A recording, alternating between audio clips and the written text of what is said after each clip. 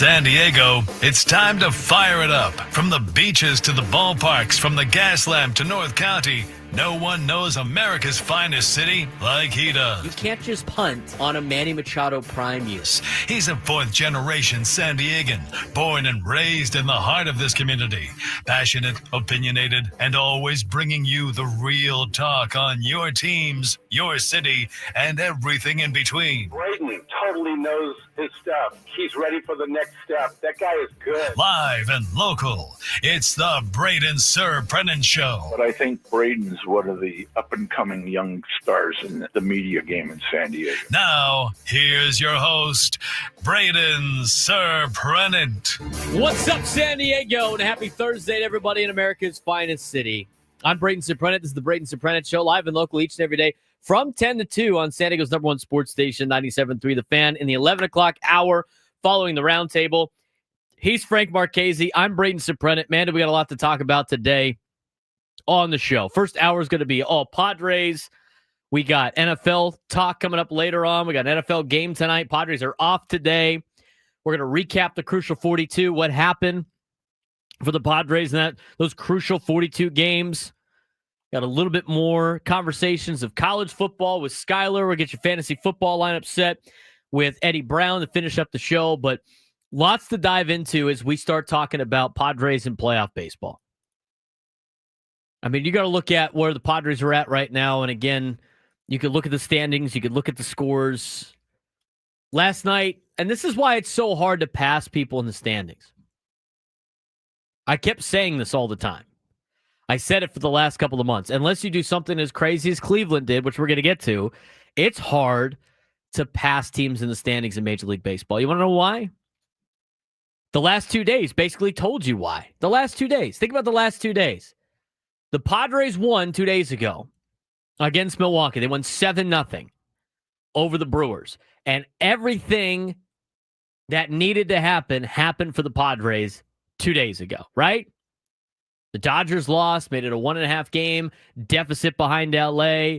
The Cubs lost, made it a 1.5 game deficit behind the Cubs. Everything worked out for the Padres. And then yesterday, nothing worked out for the Padres. They had a home run robbery early in the game. Xander Bogaerts could have got the game started off with a 3-run homer. Brewers make a good play, don't get the run there. They tie the game late with Jackson Merrill, a couple of their bullpen arms, and Adrian Morejon and Jeremiah Estrada, two guys that look like they've pitched a lot this year. A little tired out there last night or yesterday. Morejon gives up the lead. Jeremiah Estrada gives up the insurance run. Padres go down in order in the bottom half of the ninth inning. They lose the game to Milwaukee, thinking, hey, well, you know what? You can still stay 1.5 games back. Cubs beat the Mets last night, bludgeoned the Mets last night. And then the Dodgers outlast Arizona in extra innings, the thing that they didn't do the day before. So you went from everything going the Padres' way on Tuesday to nothing going the Padres' way on Wednesday. So that's the flip. And in 2 days, you're back right where you started after Monday night. 2.5 back from Chicago, 2.5 back from the Dodgers. Now, here's the thing. We talked about this yesterday. You're going to need the Dodgers to basically lose every game from here on out. So take that for what it's worth. But in terms of the Cubs, again, you are going to be playing Chicago. That's a given. You're going to be playing the Cubs. Now, whether or not it's there or here remains to be seen, but I would probably say 90% chance you're going to be playing in Chicago. This weekend, the Padres have to go 3-0. And the Cubs starting today, this afternoon, because they are playing this afternoon, if I'm not mistaken, against the Mets. Cubs have to lose today, and then they have to go 1-2 over the weekend against St. Louis.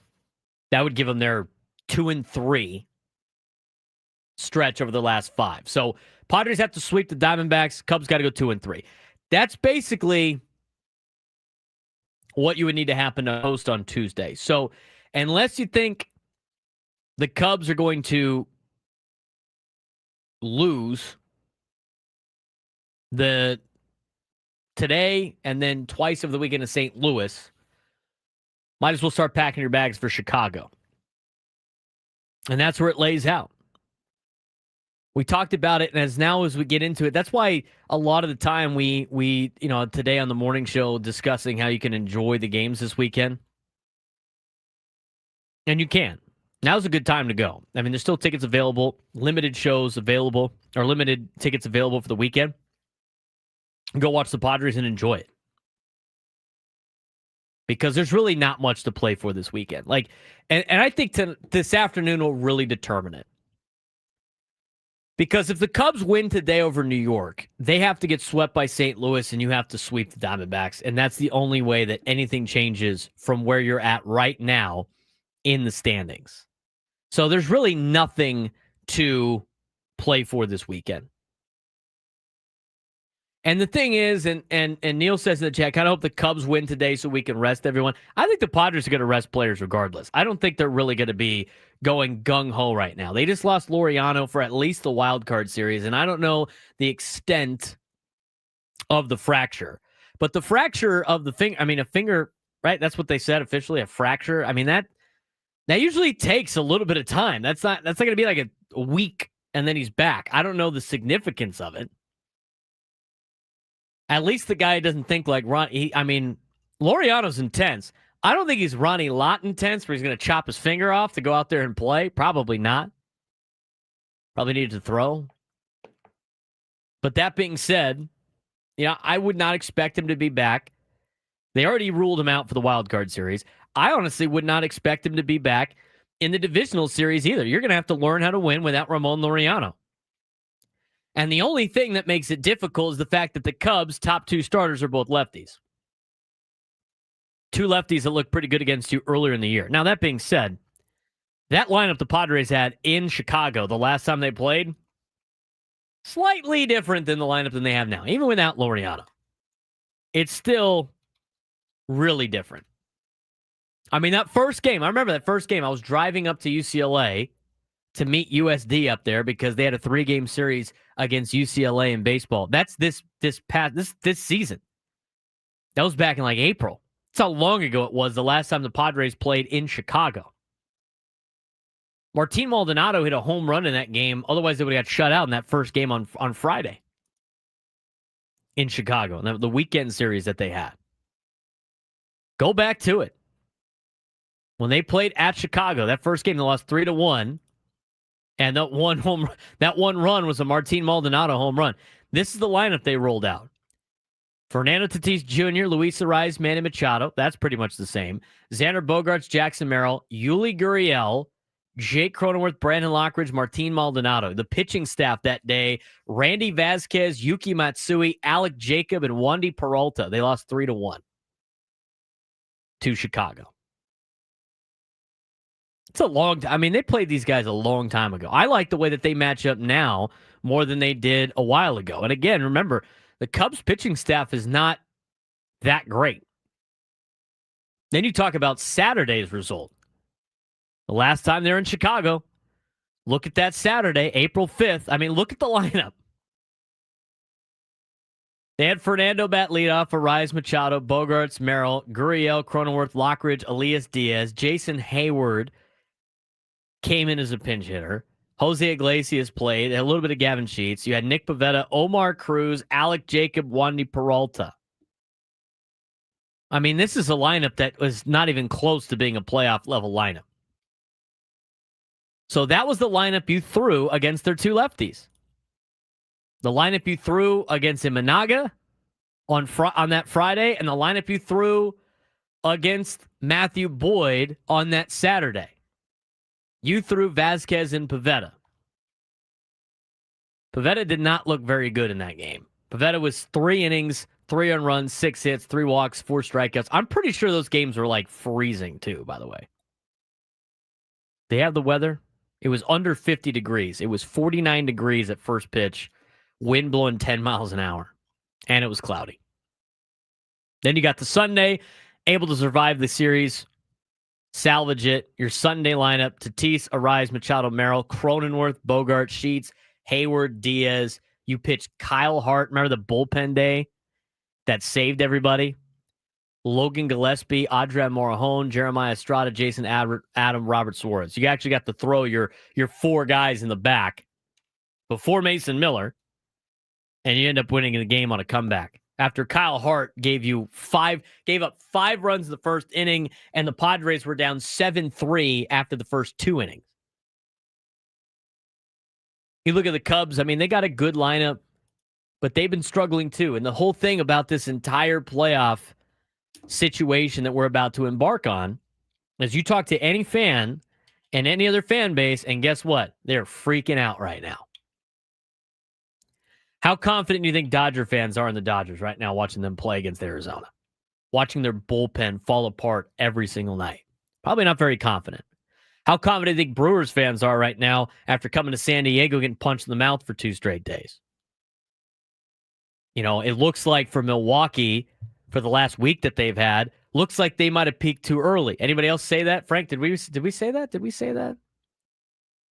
I think we did, like about a month ago, and everybody's freaking out, the Brewers, the Brewers, the Brewers. Brewers might have peaked too early. Philadelphia's got some pitching problems too, although they're starting to really turn it around right now. Phillies fans are always confident anyway, so they're never going to not be confident. I already need to ask the question about Mets fans, Diamondbacks fans, Reds fans. I mean, the Reds, again, being gift-wrapped an opportunity to make the playoffs by the Mets, and they just cannot take advantage of it as they struggle against Pittsburgh right now. At home, by the way. And that game just got underway. I mean, Pittsburgh's been just giving it to the Reds the last 2 days, making them earn a playoff spot. And then you talk about the Cubs. I mean, we're talking about a team that has had guys like Pete Crow Armstrong get benched for a couple of days because of the lack of play. He had Kyle Tucker, same thing. He's been injured the last couple of weeks. They don't have a bullpen like San Diego does. So that's just the National League. Jake Waters talking about Tigers fans right now. I mean, Tigers fans have to be in like such dismay of the 15.5 game lead they had on Cleveland just getting evaporated, which seems like overnight. Now, we'll get to the American League in just a little bit. But let me know how you feel. I mean, nothing's going to change. You got the Cubs on Tuesday. That's basically what it is. I mean, you can pay attention as much as you want. You can hold out for hope for the Cubs, go 1-3, or should I say 2-2 in their next 4 games? No, 1-3 in their next 4 games. They got to go 1-3 in their next 4 games in order to flip it. How do you feel? And now you don't have Laureano. We'll talk more about that too. 833-288-0973, 833-288-0973. We're going to get to your phone calls. We're going to talk more about what it means that the fact that Ramón Laureano is now not going to be part of the Padres playoffs at the beginning of the season, beginning of the postseason. How do you feel as a Padres fan? This is it. I mean, you have nothing to play for this weekend.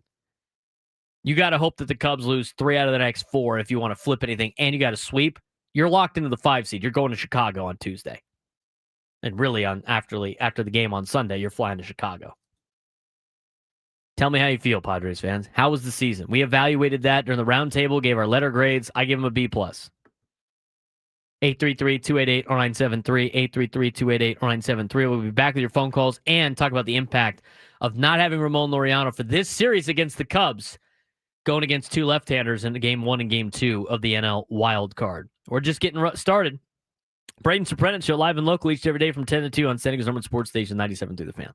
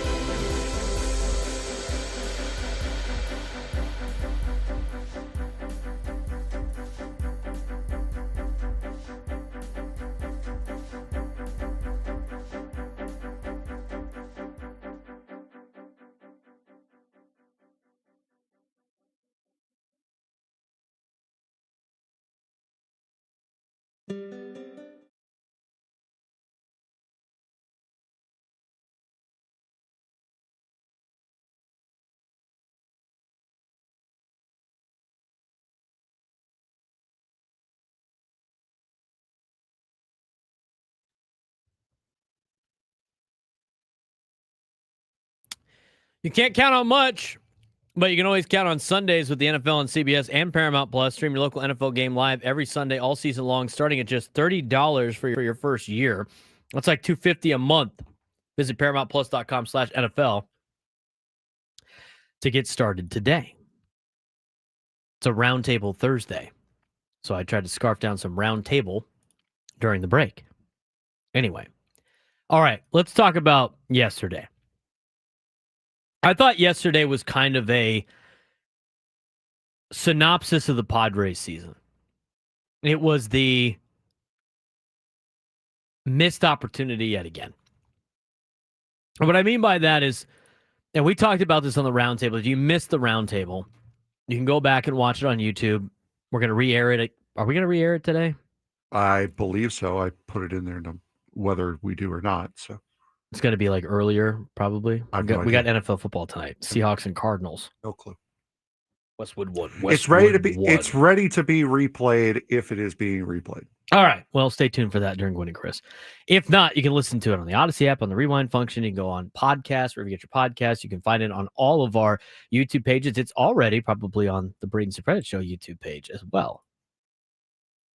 Go check it out. If you haven't done so already, the first link in the description below, if you're not watching on my page, you can click it at B_SURP, youtube.com. And you can watch on our page as well. Be sure to subscribe. Anyway, I thought yesterday was the epitome of the Padres season. Because so many times in these last 2 months, the Padres have been given an opportunity to take over the division. Or they had been given the opportunity to take the top wild card spot. And every time they get to the top of the mountain, as talked about by Tony Gwynn Jr. today, they seem to just fall a little bit. I think that's been the reason. I think that's been really the case for the entire season. And that's why when asked on the roundtable about what your letter grade is for the season, I give them a B+. I give the Padres a B+. Tony and Chris and Woods, they want to give them A's. What justifies an A? What justifies an A for the season? To me, justifying an A is taking care of business and getting the job done and taking the most of the opportunities given to you and executing on those. I thought they had a great season. I think it's great. But to me, it's still a B+. They could have been so much better. That's the thing that's frustrating. They even talked about it in terms of like biggest takeaway. They could have offensively been way better this year. They never, as Tony Gwynn Jr. put, and I totally agree, they never got it going at all this year. They'd have like 3 or 4 days where they would put a couple of good games together, and then that's it. I don't know how you can justify the season as an A, even though, to me, they did exceed the expectations. Remember, I had them at 86 wins going into the season on our predictions. I still have the predictions on here. The worst part was I totally whiffed on Toronto. Toronto came out of nowhere. I thought Kansas City might give Detroit a run, but they failed yet again. Texas failed. Same with like Houston. Bless you. But anyway, I had the Padres at 86 wins. They're going to finish with more than 86 wins. So from that perspective, they exceeded the expectations. I think a lot of people thought the Padres would be around 80-something wins. Frank, at the beginning of the season, how many wins do you think the Padres would have? I thought it was going to be like 84, 85. 84, 85, sneaking into the play, getting the 5 or the 6 in the playoffs. Backing into the 6th spot. Yeah. That's exactly what they did. I think some people might have saw the expectations change when they went out to a 14-3 start. But the reality is you knew they were going to go on those runs. Unfortunately, it just happened to be early in the season. Therefore, you thought they could potentially do some things.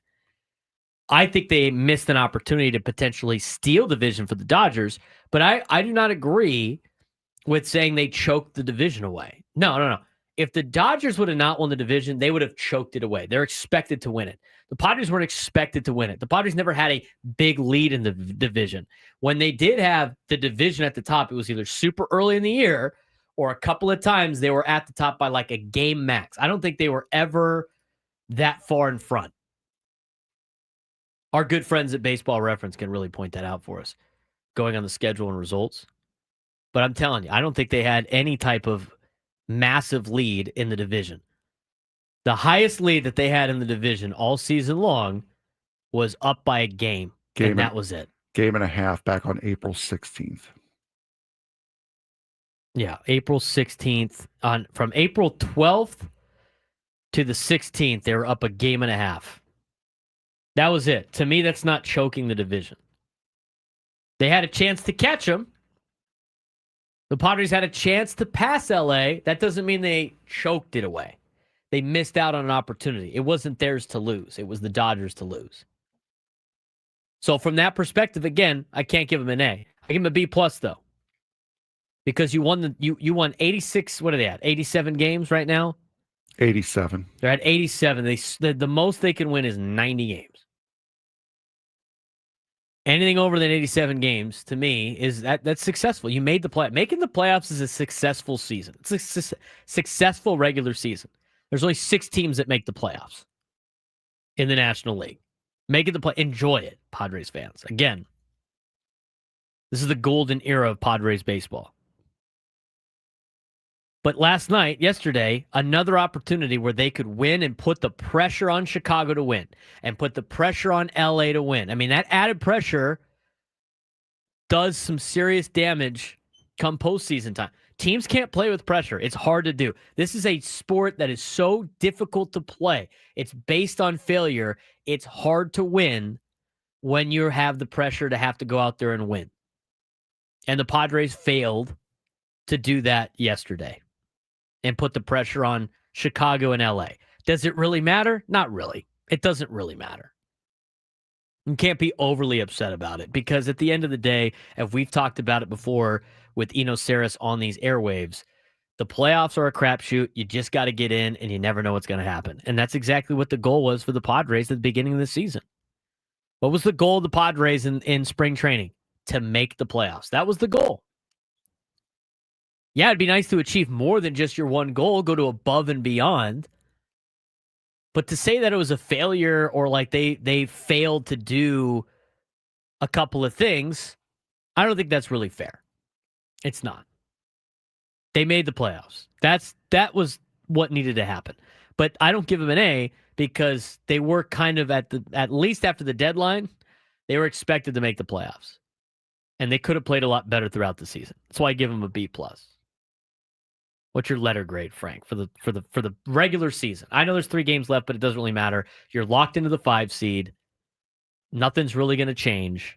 You can play spoiler with the Diamondbacks, but the regular season's over. We're moving on to playoff baseball here on Tuesday. How do you evaluate the regular season? I would give it a B plus as well for a lot of the reasons that you gave. There were so many missed opportunities over the course of the year. That's from the negative side. But also from the same reasons why Tony and Woodsy gave them A's, because there really was no point this year where the whole rotation was there. There was really no point at this year where the whole lineup was there for an extended period of time. There was always somebody missing somewhere in a big, meaningful position. And to still be able to accomplish the goal is great. That's some might call it an overachievement, that they were able to exceed the amount of expected wins that they were supposed to have this year with somebody missing in a crucial point in every facet of the game, whether it be from Michael King being out, Darvish wasn't there. Of course, you knew you were going to be without Joe Musgrove this year. Then you had the blow of Jason Adam in the bullpen in a place where you really didn't have any big injuries all year. And that was a key to why the Padre bullpen was so good, was because you didn't have one of your big guys going down with an injury. As far as the lineup goes, you had Fernando out for a period of time. Merrill was start, stop until this most recent injury where he hasn't gone back on the IL. Bogart's hurt. Cronenworth had a stint on the IL. You've had guys all over the place getting hurt and going down and not at the same time either. So you were never at 100% full strength, and to still come out the way you did, I would say that bumps the grade up a little bit from the negative of having so many opportunities missed that I'd give it a B+. I give it a B+ too. I mean, they still had making the playoffs guarantees you a B, in my opinion, unless you've spent the amount of money the Dodgers have and you're expected to win a World Series. Just making the playoffs at that point is not good. You can't move the goalposts too far. And some people, I'd like to know. I mean, there's a lot of people in the chat that give them a C, give them a B-, give them a C+. I mean, what were your expectations? That you were going to win the division? You haven't done that since 2006. And it doesn't really matter if you do or not. I'm not going to sit here and be a defender of the Padres, but the reality is at the beginning of the season, you were expected to make the playoffs. They did. They achieved that goal. I think they were able to do it despite having the lineup that they had at the beginning of the season. They were winning baseball games with Jason Hayward and Martin Maldonado and having a black hole at the bottom of the lineup. They were able to win. There was a couple of times this season I go, I can't believe this team's winning games right now with the starting pitching that they had, with the lineup that they had, with the offense that they put out there. And so I think from that perspective, I think they played well. I mean, they were able to do it. They were able to win. I mean, think about, I just feel like sometimes we have these unrealistic expectations sometimes. The Padres hadn't made the playoffs in back-to-back seasons since 2005 and 2006. They achieved that this year for the first time in a long time. First time in almost 20 years, they are going to the playoffs for a back-to-back years. They haven't been able to do that. Prior to 2020, they had only made the playoffs 5 times. I mean, sometimes I feel like you have to realize what the organization is. I think making the playoffs guarantees you a B. I give them a B+ because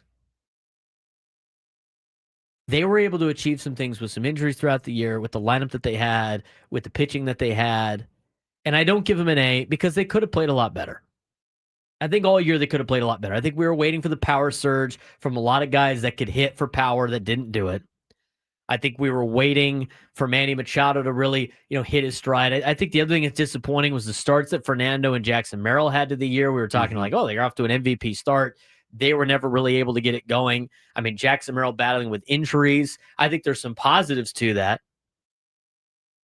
I thought he did a good job managing everything that he had to deal with in the sophomore year. But also at the same time, negatively, your ability is your availability. And Jackson Merrill hadn't been very available this year. So that's why I give it around a B+. And I saw some people saying in the chat, of course, injuries are a part of the game. Name me one point this year where the entire team was at full strength. Every team has everyone at full strength at some point, whether it be for a week, whether it be for a month. Every team has everyone at full strength for at least a stretch. Padres did not have that this year. There was always somebody out somewhere. Yes. And, other teams have to deal with injuries and stuff like that too. But the reality is, they made the playoffs, and now they run. And people are freaking out about the weaknesses. You look around Major League Baseball, we keep bringing this up. Everyone has the same weakness. There's not a single fan base that's super stoked for the playoffs right now. Nope. Maybe Philly because they're blindly into their own team. But stupid. But again, their bullpen's not very good. They lost Zach Wheeler, who's a major piece of their starting rotation. Mets fans are not really excited about the playoffs. If they even make the playoffs. That's an understatement. Reds fans are struggling right now to make it through as they cannot beat the Pirates to try to clinch this playoff spot. I mean, go through it, man. There's not a lot of teams not a lot of fan bases that are excited for the playoffs, which is crazy to me. So who's going to win this thing? Dodger fans, definitely not excited about their team right now. There is nobody excited about their team going into the playoffs. Look at the American League. Toronto is messing it up against Boston right now and about to lose their division lead. aside from arrogant Yankee and Phillies fans who are just like Cowboys fans, they live in a fantasy land. There's not a single fan base that's excited for the playoffs. Not one. Everybody's miserable. Yeah, that's amazing to me. Everybody, like every fan base in baseball right now is miserable going into the playoffs about how they're going to lose. I mean, maybe we just got to change our attitude as fans. Like, hey, you know what? Stop being worried about defeat. Just go out there and roll the dice and see what your team's got. Enjoy the ride. Otherwise, you're just going to be miserable the whole time. And only one fan base is not going to be miserable. Be excited. It's okay to be nervous. Be excited.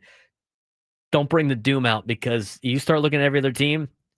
There's a lot of teams out there that are not excited right now. A lot of fan bases that are not excited about their team in the playoffs. Ron La Mesa, Marcus, and Menifee we're going to get to when we come back. We'll also get to the sports thread as we are here in our first hour of the Braden Surprenant Show, following the roundtable, leading you into Gwen and Chris on San Diego's number one sports station, 97.3 The Fan.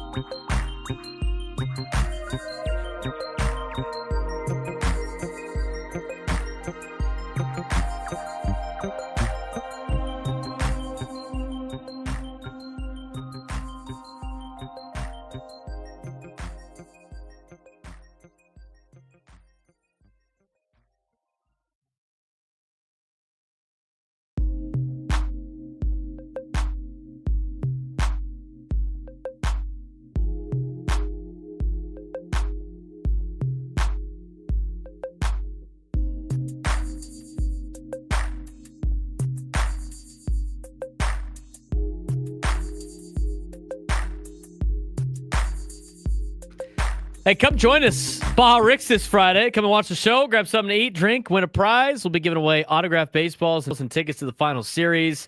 Come on down, 176th Avenue, San Diego, California. Baja Rick's. We'll be there tomorrow from 10 to 2. At least the Braden Surprenant show will. Matt Scraby and Chris Ello will be there right after us for Gwyn and Chris as we lead you into the EcoWater SoCal Padres pregame show and the final weekend series of the year. Go get your tickets now. Limited tickets available this weekend for Hispanic Heritage celebration. Padres wanted us to let you know you still have time. Now's a great time. Go enjoy the game. Go enjoy the Padres game they're not playing for anything. Enjoy one of the last times you're going to be able to see them at home. And here's the thing. There's no guarantee that they play at home after this weekend. There's no guarantee. I'm telling you, they're going to be the 5 seed, unless the Cubs if the Cubs go 1-3 in their next 4, and the Padres go 4-0, the Padres aren't playing any home games at Petco Park for a while, even if they win. They're going to go to Chicago. They have to win 2 games in Chicago, and then after that, if they do win 2 games in Chicago, they're going straight to Milwaukee, and they got 2 games in Milwaukee before they finally come back to San Diego. That's if everything works out. I mean, if I look at the playoff schedule, I can even tell you the dates that they'd be back. I think they had playoff tickets available today, if I'm not mistaken. I would assume it would be next Tuesday, Wednesday, possibly. It would be Monday. No, it's game 2 on Monday. So you're looking at Wednesday. So it would be Wednesday, Thursday then. Yes. So if the Padres make it to the NLDS, they have to win in round 1. They got to beat the Cubs twice out of 3 games. Okay? If they're able to do that, the next time they're going to be at home is October 8th. And that's it. That would be the only guaranteed home game then too. Theoretically. So Padres have to win some games if you want to see them again at Petco Park. If not, go this weekend. There's a game tomorrow. There's a game Saturday. There's a game Sunday. Those are the final 3 games at Petco Park in 2025, guaranteed. They have to go to Chicago and win 2. And then in the divisional series, they got to win at least 1 in Milwaukee to guarantee a game 4 on Thursday, October 9th. But again, no guarantee. Getting down to the nitty-gritty time in the playoffs. So we'll see. 833-288-0973, 833-288-0973. Want to get back to your phone calls. How would you evaluate the Padres season? A lot of people said a C. A C minus, a C plus. I mean, apparently we're too overzealous with the B plus, and we were the most. Frank and I's B plus is the most critical grade to give it on the round table. Everybody else gave out A's. Ben gave it a B plus too. I wouldn't give him anything in an A. You'd have to win the division for that, or host a playoff game. Missed opportunities throughout the year, but they still overcame a lot of other things too, like their lineup and everything like that. I don't buy the C. I just think that's being overly critical and having maybe potentially unrealistic expectations. 833-288-0973, 833-288-0973. We're going to get to the phone. Are you ready for the sports thread? I forgot it's the 11 o'clock hour. It's time to find out what else is going on in sports with today's sports thread. You know that group chat? The one that's always blowing up with the biggest sports takes, debates, and breaking news? You got barbecue back there, and you didn't invite me? Yeah, we've got that too.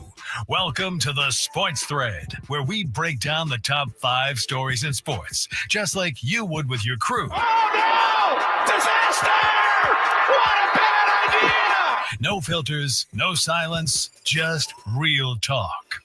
All right, Frank, what do we got going on in the sports world today? We hope you enjoy ripping on the Phoenix Suns, because that's what we're going to be doing for a good bit of ripping this. on all Phoenix sports teams. Yeah, so this is this story had me rolling yesterday. So the Phoenix Suns, while facing several lawsuits from current and former employees, because their owner's crazy. Yep. Told employees this spring that in order to retain their jobs, they need to sign an agreement limiting their ability to sue the team. Hang on a second. So the people that have already sued the team are trying to get their jobs back? No. This is for current employees. So current employees, if so you they want have to stay employed. If you want to stay and not get fired. Yes. Because they don't want to get sued again. Exactly right. Which apparently is becoming more and more of a common thing that companies are doing this. Like, hey, you will not sue us if we hire you. That's fun to hear. Suns employees were notified via email on May 27th that they'd be receiving a 2-part updated version of the team's employee handbook, Part A and Part B, with a request to review and agree to the terms within 3 days. Part A of the handbook was pretty much the same as the one that they had agreed to before, but Part B, a 4-page confidential information, intellectual property, and a dispute resolution agreement. The contents were described as contractual obligations, and the document noted that agreeing to them was, quote, a condition of your offer for employment and continued employment with the team. Employees were asked to head to an external website to acknowledge their understanding and acceptance of Part A and Part B of the handbook. This just screams, hey, we're a fun place to work, doesn't it? Aren't most companies like that, though? Yeah. I think like most corporate America, I think you have to do that. Yeah, I mean, it's not becoming out of the more. realm of It's becoming possibilities more here. popular. It is. Here's the thing that I have to say about just jobs in general. And look, I get it. It's a lot of things that people don't like. But the reality is, it's like at some point when you signed on to do said job, you were okay with everything to do said job. That could be compensation. That could be what's in the contract, everything like that. If you don't like it, unfortunately, you could go work somewhere else. But the reality is there's not a lot of places out there that are just going to let you do a lot of these things anymore. So what was in the handbook? I mean, is there anything like outrageous in there, or Not it's just that don't it sue went us? into detail, but I it was mean, pretty most of much the contracts that I've signed in terms of like working for companies, including Starbucks, was all the same stuff. Don't sue us for this. Don't sue us for that. Now, there are some rights of the employers that they can sue companies for. Yeah. Like, they're not scot-free here, even though they signed some stuff. So they're not, they can't abuse their employees. But to make all the current employees sign a new one is kind of ridiculous. Yeah, that's obscene. It really is. Number 2. Part 2 to this. Defiant Phoenix Suns owner, that's how it's written. Oh, boy. Defiant Phoenix Suns owner Matt Ishiba says he's not worried about multiple lawsuits his franchise is facing, with claims ranging from discrimination to wrongful termination. Ishiba calls the lawsuits, quote, a money grab at Suns Media Day yesterday. The franchise is being sued multiple times since 2024. Most recently, 2 minority owners of the Suns sued Ishiba in August, demanding to see records in order to investigate the status of the team's business and financial condition. Ishiba said, quote, as you guys know, anyone could file a lawsuit on any day they want for any reason they want. I could file a lawsuit for that question, right? But the truth is, you've actually got to win the lawsuit. He said on ESPN, he said, how many lawsuits have we lost? None. How many lawsuits are we going to lose? None. Thanks a lot, you arrogant jerk. All right, so what? So they Ish, but whatever. I don't. Ishbia. Great, wonderful. All right, so he's getting sued by the other. He got sued by the other owners. He got sued, of course, by the employees, which we have gone over. Yeah, and he's also been sued by minority owners to disclose financial information. Yeah, it didn't sound like they're a well-run organization.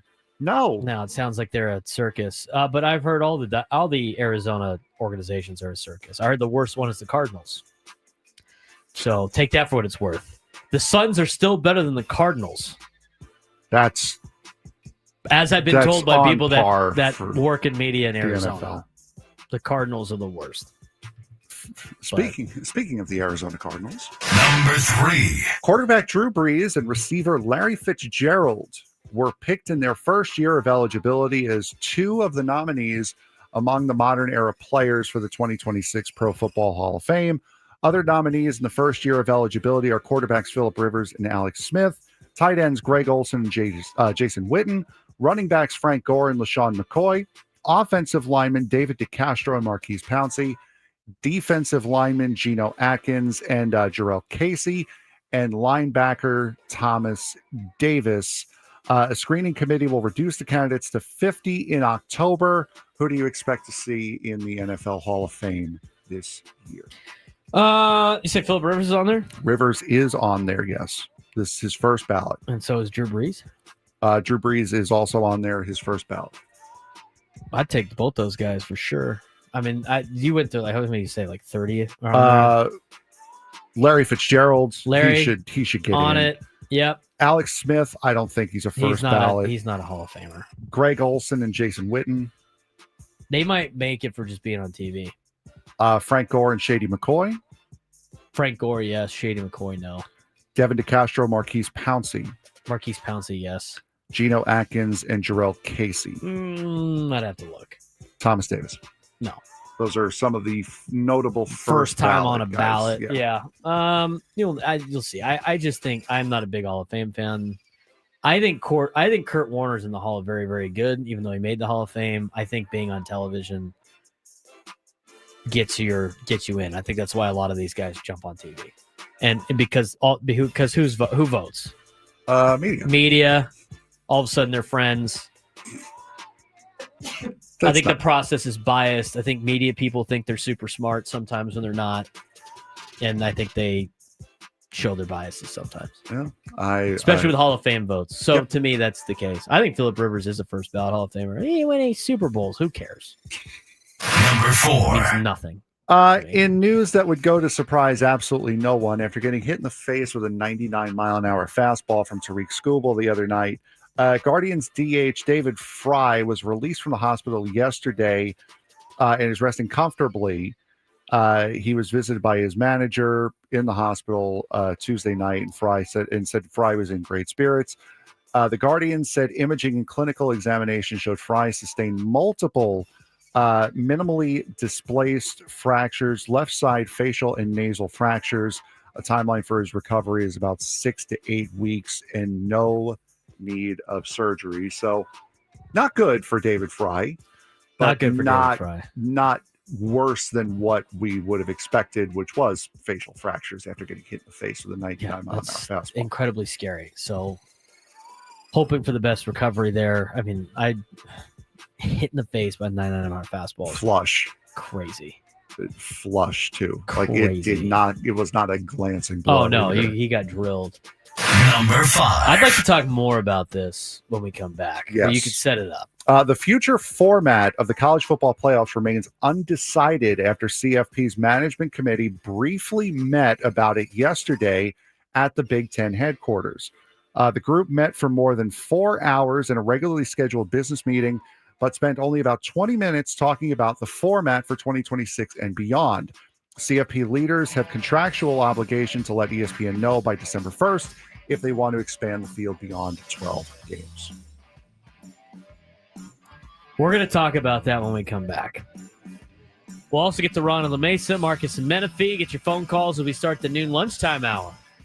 We know who that's sponsored by. Where are the tacos at? We'll talk about it next. Braden Surprenant Show, Savings Number Sports Station 97 to the Fan.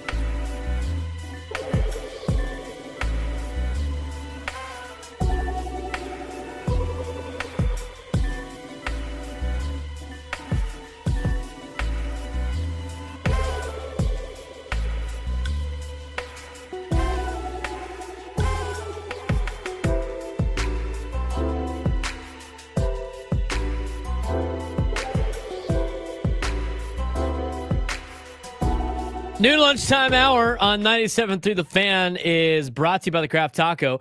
Bold flavors at 2 locations, Sorrento Valley and inside Balboa Park's Natural History Museum. I'm waiting for the tacos. Where are the damn tacos at? Where are the tacos at?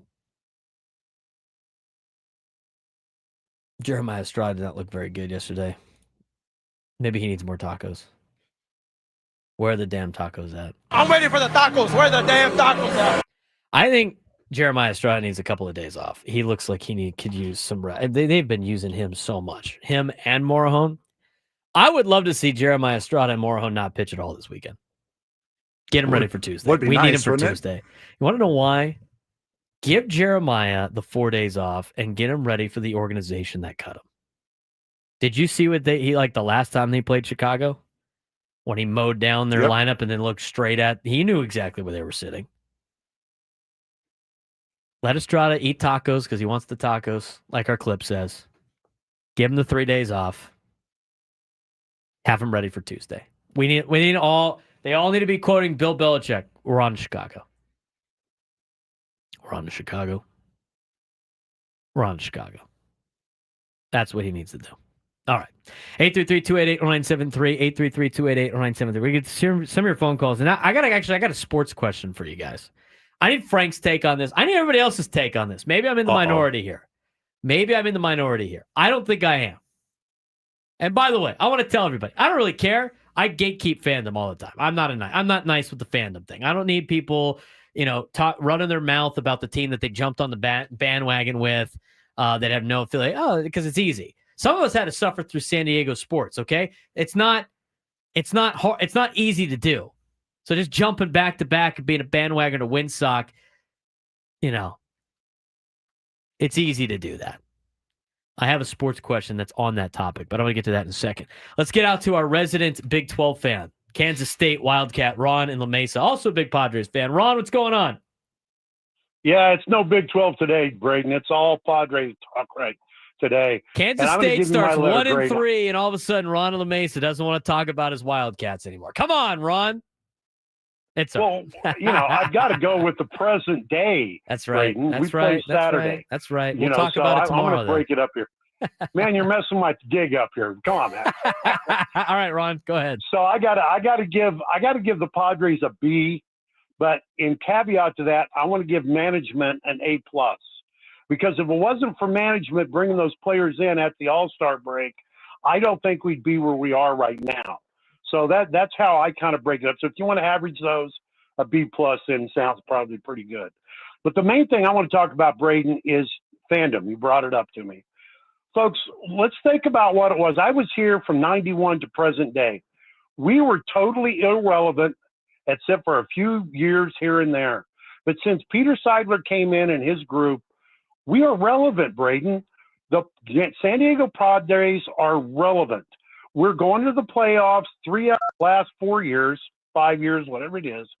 But the players or the fans are also relevant because there's what making the team. So what I need everybody to do is go, what would you rather have? Would you rather be the Chicago White Sox or the Padres of old, where, you go to a game just because you can go to a game and drink a beer? You don't really care about the game. Now we're relevant. We're filling the stadium up 68 times this year. Folks, this is what baseball is all about. And I really want to see you get our fans going, because I guarantee you, most of those fans giving us a C are Dodger fans. They just like to bombard our airwaves just to have fun.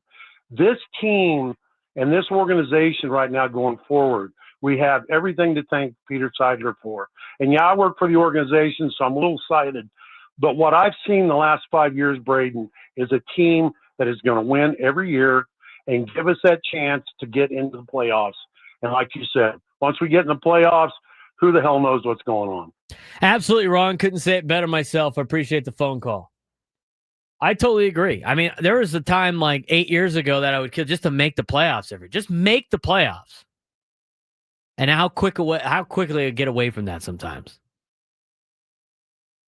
But you have to view it as, again, I got this perspective. I totally agree with this perspective too, by the way. There's only 6 teams that make the playoffs every year in the National League. You are one of those 6 teams. There's no guarantee that it's going to have, you're never going to have the perfect formula you think you're going to get for a World Series run. So just because this team has some flaws to it doesn't mean you can't just be like, oh, well, we're going to get it. We have a better chance maybe next year. We just get a better chance the year after that. No. This is it. This is another chance to win a World Series. And there's a lot of teams that have snuck into the playoffs and have gone on to win a World Series. Texas and Arizona both went to the World Series 2 years ago. That was 2 years ago. The Texas Rangers won the World Series 2 years ago. Snuck into the playoffs. The Nationals snuck into the playoffs, won the World Series in 2019. Philadelphia snuck into the playoffs as the 6th seed in 2022, made it to the World Series. You just never know what you're going to get. And the correlation, as Ben Higgins put out, between like playing hot down the stretch and not playing hot, it doesn't matter. The playoffs are a different animal. It starts anew. So even though you have some recency bias on like what everything played out in the season, everything flips, and now you got to deal with pressure, and teams have to deal with pressure, and not every team can handle pressure. And we've seen the Dodgers choke so many different times with that. It's hard to do. You get the ball to bounce your way. It's an imperfect game with a lot of failure built in. You never know which way the ball is going to bounce. You never know which way, guys are going to be able to get, starting pitcher doesn't have it that day. I mean, that's the thing about baseball. Their best guy, whoever you might be playing, might not have it that day. That happens. And all of a sudden, you're beating Tarek Skubal on a night you didn't think you'd be able to hang, right? Start looking at some of the pitchers in the National League you're going to have to deal with. I mean, Imanaga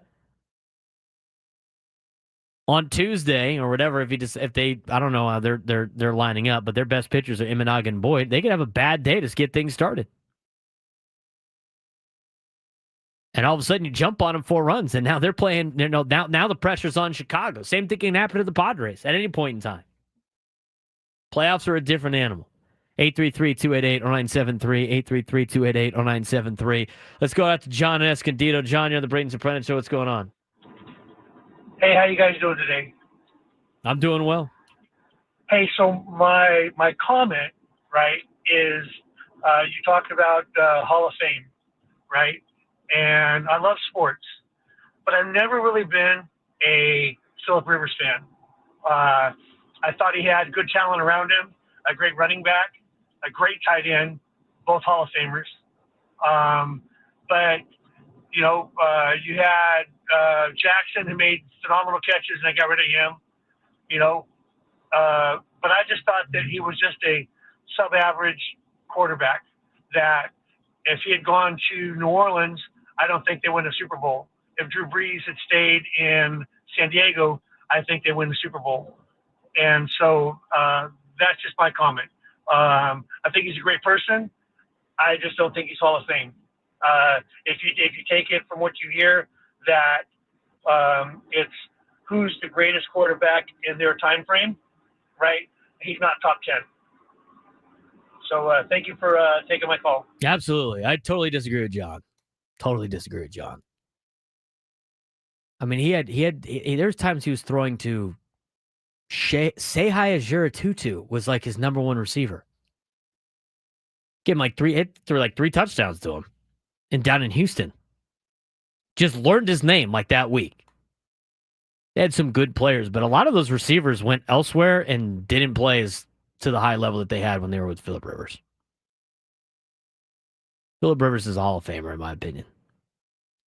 But he won't be because he played in San Diego and for the Chargers. That's why he won't be in the Hall of Fame. But that's the reality of it. He was nails. I mean, he played with a lot of good players. He played with a lot of bad teams that the Chargers put together.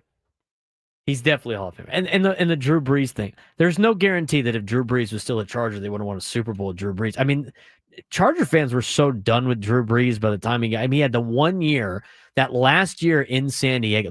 They drafted Phillip Rivers before Drew Brees got hurt because of how poor Drew Brees was playing in San Diego when he first started. And then he gets hurt and made it easier for him. And then they let him go to New Orleans. It's no guarantee. But In his second and third year, Drew Brees threw 16 picks and 15 picks. And people were like so done with Drew Brees. It's the Win Sox. Win Sox. Phillip Rivers did turn a lot of nobodies into somebodies. You just watch. 833-288-0973. 833-288-0973. Marcus and Menifee on the Braden Surprenant Show. What's going on, Marcus? Hey, guys. Afternoon. What's going on? I'm with you, Braden. I'm with you. I'm an optimistic person as well. You called it first show once you started your gig. You said we just need to get into the playoffs, and we did that. Mission accomplished. And I want to go back to what you were talking about, or what Ben had mentioned on the roundtable about our childhood, or not childhood, going back to the past and stuff like that. When I was in grade school, when we had to go to the library, I wouldn't be doing reading assignments or anything. We had these old computers, and Oregon Trail was on it. And I'd lose that wheel, lose my animals, and I died dysentery. Oregon Trail, always a great time. Marcus, appreciate the phone call. I talked about the there's a question I want to ask everybody about this thing. It's I gatekeep fandom all the time. I don't care. I don't like bandwagoners, Frank. I don't like people that don't really watch, that just jump for a team because they're good and then have to like talk smack about how great their team is. Yeah. That is a windsock. That is like the worst kind of sports fan. And it's easy to be that sports fan. I give justification for certain things. Here's how I evaluate sports fandom. You root for the teams of the city you're born in, where you're from, right? Mm-hmm. Or, okay, schools you attended, or your close family attended. I think that's fair. Or if your parents rooted for a team and you grew up rooting for said team because of your parents, I think that is justified. Yeah, fair. That's it. I'm a little bit more strict than everybody else. That to me is your fandom. The whole I'll give Chris Ello credit.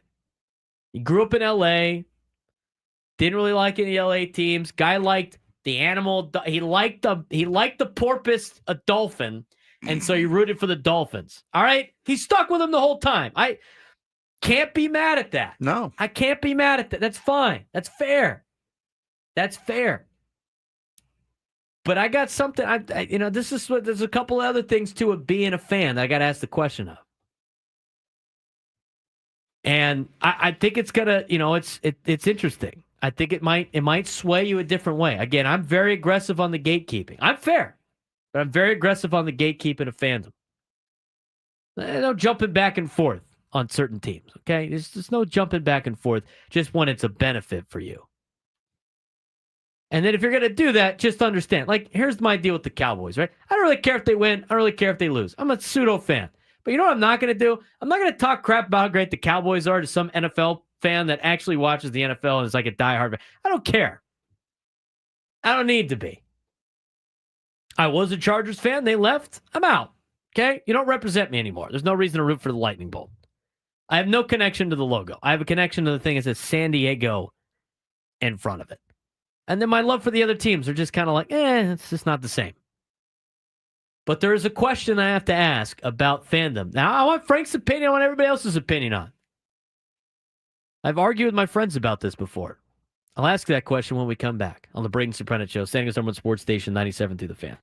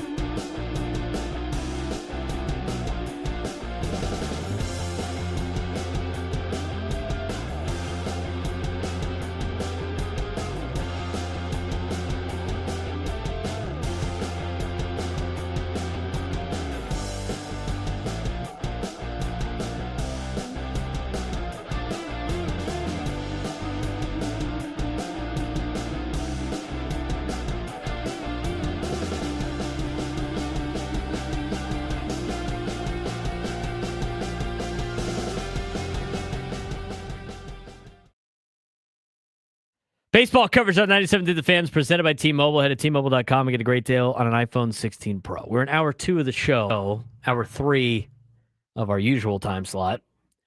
He's Frank Marchese. I'm Braden Surprenant. It's the Braden Surprenant Show, live and local each and every day from 10 to 2 on San Diego's number one sports station, 97.3 The Fan.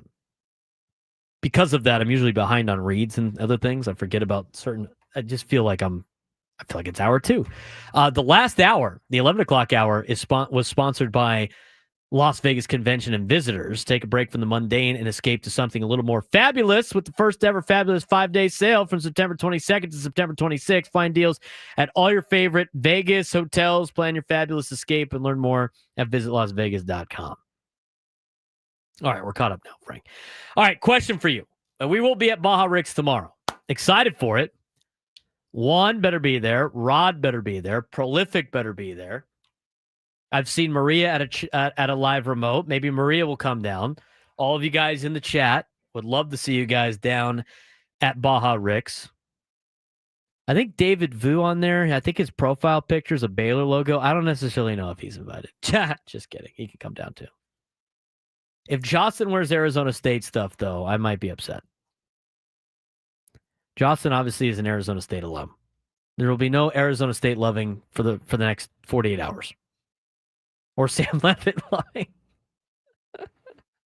Are we gonna have Sam on tomorrow just to like complete the bit? We could. I think we need to put Sam on tomorrow to complete the bit. I'll message him. If he could come down there, great. If not, we can have him on the phone. But like, I feel like Sam has to be on the show tomorrow to complete the bit of the whole Sam Levitt day. Padres, Diamondbacks. He's got to do the pre and post. He's got to be the signal caller. Hopefully, he's distracted. Throws a couple of picks. Throw it to the team in the white and purple, please. Thank you. 833-288-0973. 833-288-0973. All right. Oh, wow. Rod says get the Baja Glizzy at Baja Rick's.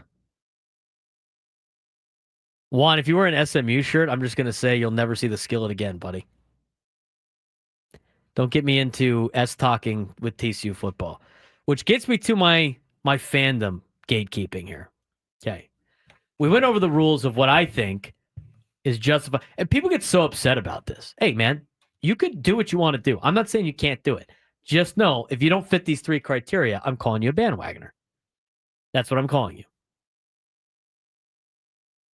City you're from should be your number 1 teams. Yes, okay, of course. I think that's rule number 1. Number 2, any school that you attended, your parents or your siblings went to, is fair game. Mm-hmm. Okay, 100%. And number 3, any team or college that your parents grew up watching or are fans of, and so therefore you have now inherited said fandom as being dressed as a little one into the gear. Like, you got born into it. Okay? Also justified. Now, here's another caveat rule 4. If you happen to like a sport that you don't have any affiliation with any team in said sport, I feel like it's fair to pick whoever you want. Yeah. Okay? So, like, for me, I got into hockey, needed a team, picked the closest team, the Anaheim Ducks. It's not like we had a team. Goals end up being a part of the Ducks organization now. It works out. But like European soccer, obviously we don't have a team. United States don't have any teams in the Champions League. By all means, pick whoever you want. I don't really care. I don't know how it works with NFL teams for people in cities that don't have NFL teams. I would imagine rooting for the closest one's probably the best. But I was a Charger fan growing up because they were here. They left. I'm out. Now, you know what? Now I don't root for NFL teams. I pseudo like the Cowboys, but again, I understand. I am a bandwagoner Cowboys fan. But I'm going to tell you what I'm not going to do.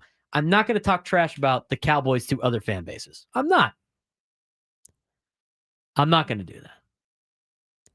Those are my rules. Now, here's the other thing. So, the teams that I like, everything San Diego. If San Diego had an NFL team back, I'd root for that team. If it's the Chargers, fine. If it's somebody else, okay. Don't really care. San Diego's my number 1.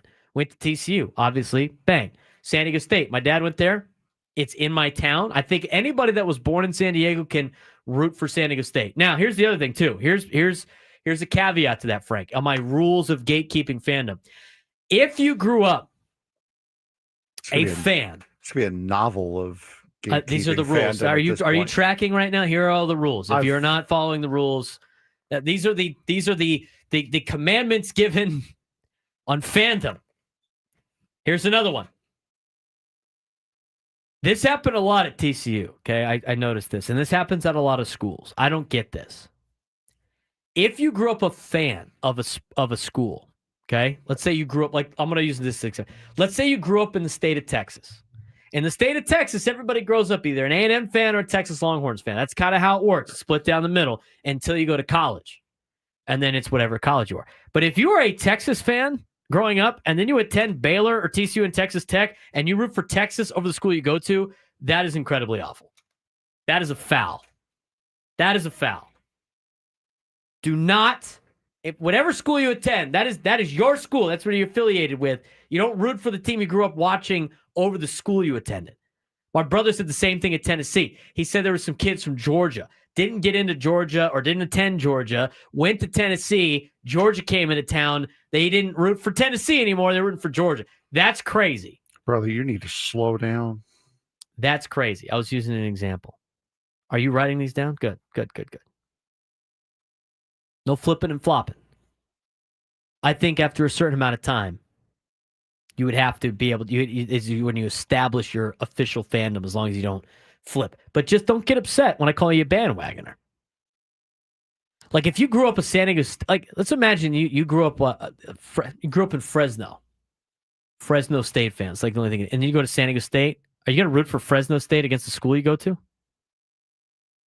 That's a foul. That's terrible. You can't do that. It's your affiliation now. So again, a lot of people in our chat, they're following the rules of their fandom. So for me, TCU, brother went to Tennessee, High Point, go Panthers. I'll rep High Point. I think you could root for your spouse's team too. I think that plays in. I'm not at that level yet, so I couldn't tell you, but it'd be kind of hard to root against your spouse's team. Now, if your spouse's college plays your college, you better not be rooting for your spouse's college. You can, on the outside, if you don't want to sleep on the couch or whatever, you better be like die hard. You just got to stick to your guns for sure. So, dad went to State, mom went to Arizona. I went to Arizona for a small time. Those are the teams I root for. Anaheim Ducks on it. Okay, I'm not really there with the football, with the NFL, just because we don't have a team anymore. But those are the rules. Are you still writing these down? Yeah. Mm-hmm. Any of those rules? Do you break any of those rules? No, I do not. What's the Hofstra love? For me, I've wanted to go there. Never got the chance to. But when my grandfather was coaching high school football, the first Long Island championship game, we got suite tickets for the game, and the game was being played at Hofstra. So all right, but you didn't go to school, so that would have been your school anyway. Yeah, that would have been. Well, that's fair enough. The Penn State one I might not play for you. What's the Penn State connection? That one's just closest College. competent university. Syracuse is kind of irrelevant. College football in New York, in the Northeast, really is irrelevant. So you're kind of like the guy in the town that doesn't have an NFL team. Yeah. As far as college football. Yeah, that's fair. That's fair. 100%. That's fair. Now, here's the deal. I'm going to ask this question. Mm-hmm. Let me know what you think. Okay. I think I'm in the minority in this.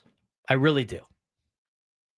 Can you, as a fan of certain teams, brag about what your team did before you were born? It depends. I say no. I say no. If you're getting into an argument with another fan and they pull up things that happened before they were born, sure. Like if you want to go tit for tat right there, like okay. But to me, anything before you were born doesn't count. You can't. You didn't even, to be honest, if you really want to think about it, it could be all a lie. We could all be lying to you. You don't know. You weren't alive. It depends. Be made up. I think if you are a lifelong fan of the team, like for me, do I pull out the 86 or 69 Mets in an argument just to prove a point? No, I don't. But if someone else brings it up, then yeah, I'll say, listen, like I said, 2 championships, bud. If it was back and forth, like if you got to deal with the Yankees fan talking about 27 rings or whatever it is. Well, no, sure. you can't bring up any of that stuff because they don't. It's 2 versus 27. You look like an idiot. But 2, they're just completely useless and lost anyway. So it doesn't matter what you say. It's like talking to a wall. If you're a fan of the team, like if you're Cubs fan established 2016, then no, you're an idiot. Stop talking about what you're talking about, please. Are you gonna set like I was saying? So like anything that happened before you were born, like the Cowboy people that were at age 30 have never seen the Cowboys win a Super Bowl. They can't be bragging about the Cowboys Super Bowls in the 90s. You're not going to be able to read that. No, absolutely not. Not going to focus. Well, it's you're going to make people sick. To anyone who can.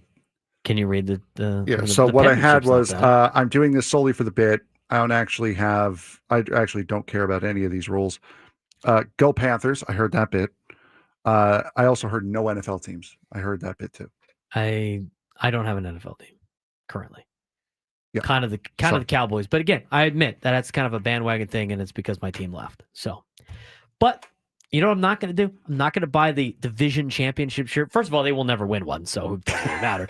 And I will not win a Super Bowl shirt. And guess what? If the Cowboys won the Super Bowl, I wouldn't be talking smack to anybody. Maybe Crumb, just because he brings it upon himself with the Eagles stuff. But aside from that, that's basically it. Any Philadelphia fan brings it upon themselves. I agree. But again, if it happened before you were born, it doesn't count. Me bragging about 1930-something TCU football championships is eyewash. Eyewash. Now, here's the deal. So this is what spurred it. One of my friends is on home field looking at Washington State hats for some reason, not the Washington State alum. And he tells our Penn State friend, Mike, he grew up in Penn. His dad was a Penn State fan. He grew up a Penn State fan. Fair. It's justified. Yeah, that's fair. I justify it. Now, if you start bragging about it more than the colleges you attended, buddy, we might have a little bit of a problem, Mr. UC Irvine in Western Kentucky. But you know what? I digress. He doesn't have a Power 5 team. That is the team he grew up watching. That's fine. Fine to me. Mr. Red. Mr. Big. For Big Red. Now. Big the first name, or is it just Big Red? Is it Big is Big Red, his first name? So if like he had a driver's license in Kentucky, does it say Big and then Red is his last name? I don't know. I'm not as familiar with Big Red like that. We're more of acquaintances than anything else. Okay, so he said it's Sushi Sam. He's the one that did it. He's outing himself in the YouTube chat, which is why Braden. He did. He outed himself in the YouTube chat. So anyway, so he said there's a Penn State national championship hat. And then Penn State fan says, Braden would say it doesn't count. So why would I get that? Saying it derogatory like it's wrong. It wouldn't count. That was 1985. You were born in 1995. It was 10 years before you were born. It doesn't count. He goes on to say, then you can't count the 2010 Rose Bowl. That's different. That happened during my lifetime. I'm not saying it happened during my lifetime. You could talk about it. If it doesn't happen during your lifetime, you can't brag about it. I'm sorry. You can't. Those are the rules. Had you committed to TCU at that point? No, it's 2010. Bro. I was rooting for them over Wisconsin, though, because it was a Mountain West school. And at that point, San Diego State was the team I was rooting for. But it is my university. You could have said yes, that you had already committed there to keep the joke going. But no, okay, I'm not. That's okay. I didn't get my scholarship offer until 2011. Gotcha. For video. Gotcha. TCU video. Hey, man, you really film a great all-22. So if I didn't do that in college, or in high school, I played in college. I played in high school and filmed in college. But yes, that is what's your thoughts on that? I think it's fair. I think it's fair. I would expand your second rule, which is the family rule. I would expand that to extended family because I'll root for Seton Hall basketball. My uncle went to Seton Hall. That's fair. None of my aunts and uncles went to college. Yeah, my parents are the only ones that did. So those are the ones that I root for. Yeah, my uncle went to Seton Hall. Other family, like one of my cousins went to Maine. Another one went to Boston U. I'm not emotionally invested in those, but I like seeing them do well. One of my cousins is going to Siena right now. So yeah, you root for the family schools. Yes. Neil says, what if a grandparent played for a team? Yeah, sure. Yeah, go for it. He played, one of your flesh and blood played there. Yeah, exactly. Of course. That, and also I'll say, like, I'll call it the Elo rule. The Elo rule with the porpoise. Yeah, if you live somewhere where you don't like the team, like my uncle's not a fan of he hates the Yankees with a burning passion. You think I hate the Yankees? Yeah, you hate watch them all the time. I'm nowhere remotely near how much he hates the Yankees. And he can't stand the Mets. So he roots for the Cubs. He also doesn't like the Jets or Giants, so he roots for the Bears. He's stuck with them since childhood. Biggest Cub and Bear fan I know. 20 years. I think you have to have at least 20 years to if you can work your way out of the bandwagon by sticking with that team for 20 years. Yes. And it also depends on when you become a fan of that team. Like if you are, just to pick it, if you're a Padre fan established 2011, okay, you're a genuine Padre fan. If you're a Padre fan established 2022, okay, maybe we got to have a conversation now.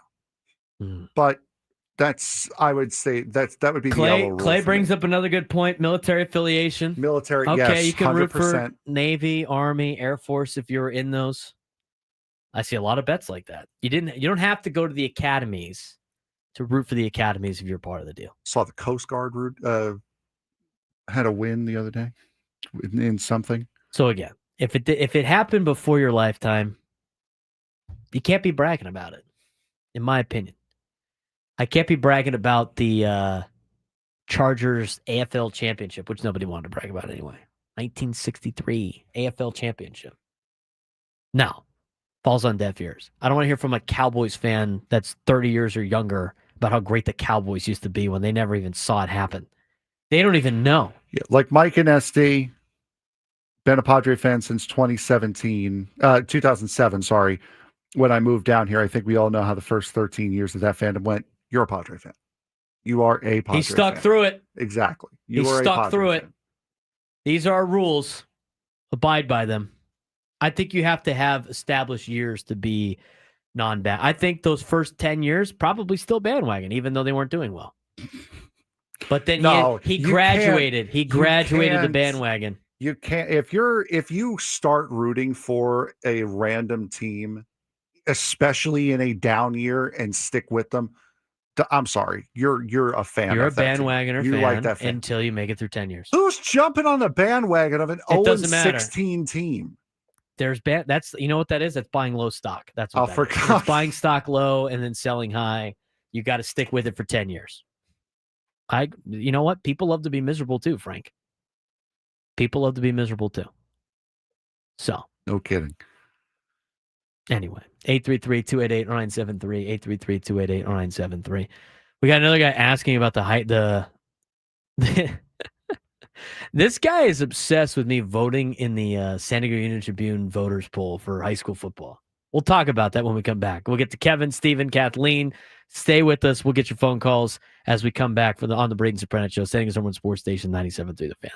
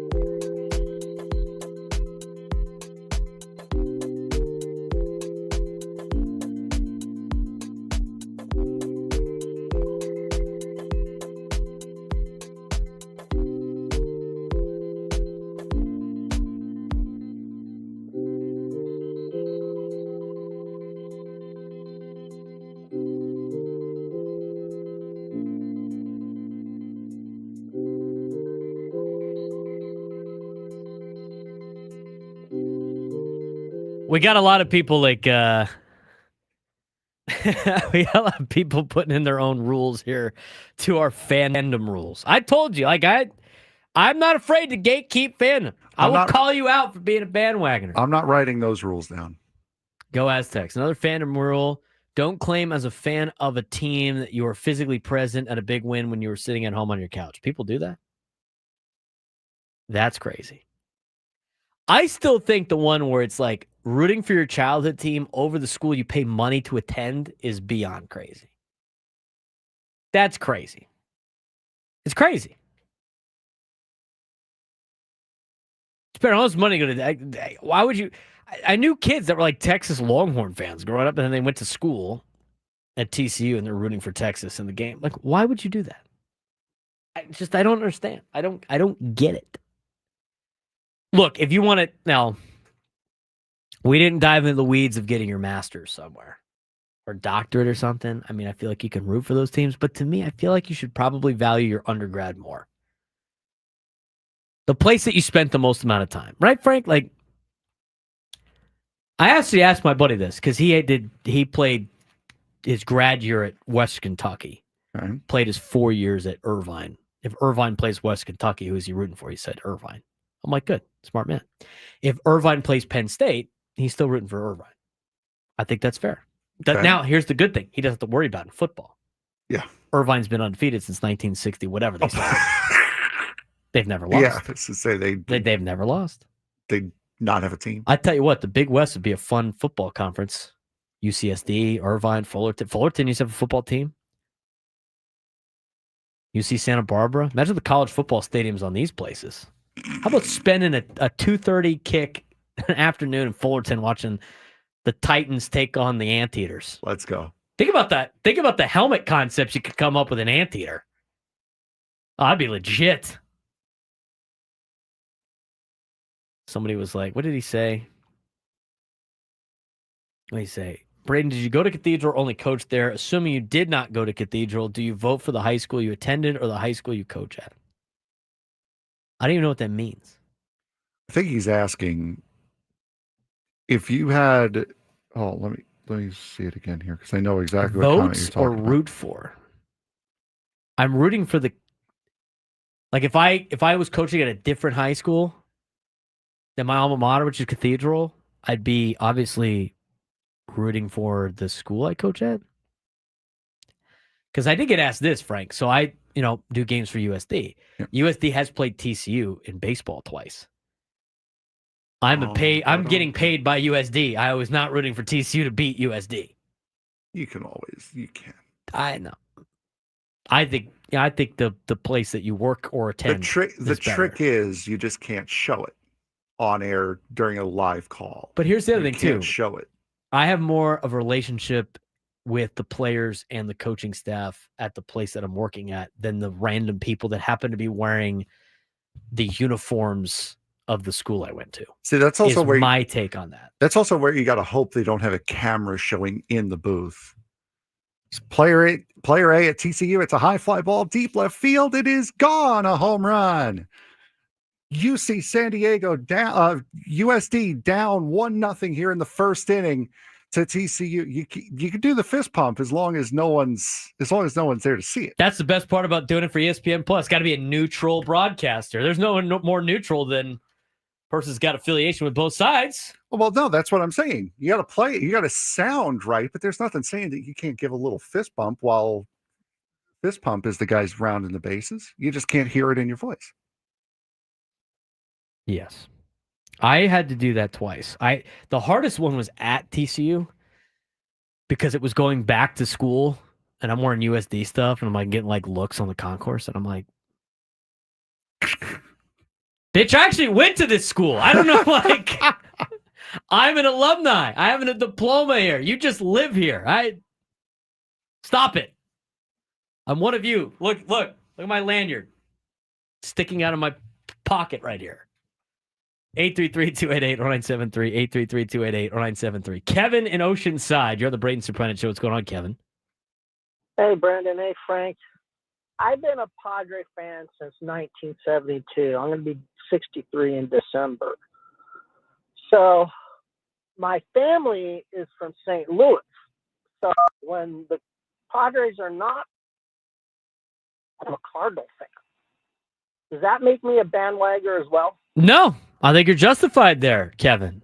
Family's from St. Louis, grew up a St. Louis fan. You've been a fan since, what did you say, 70-something?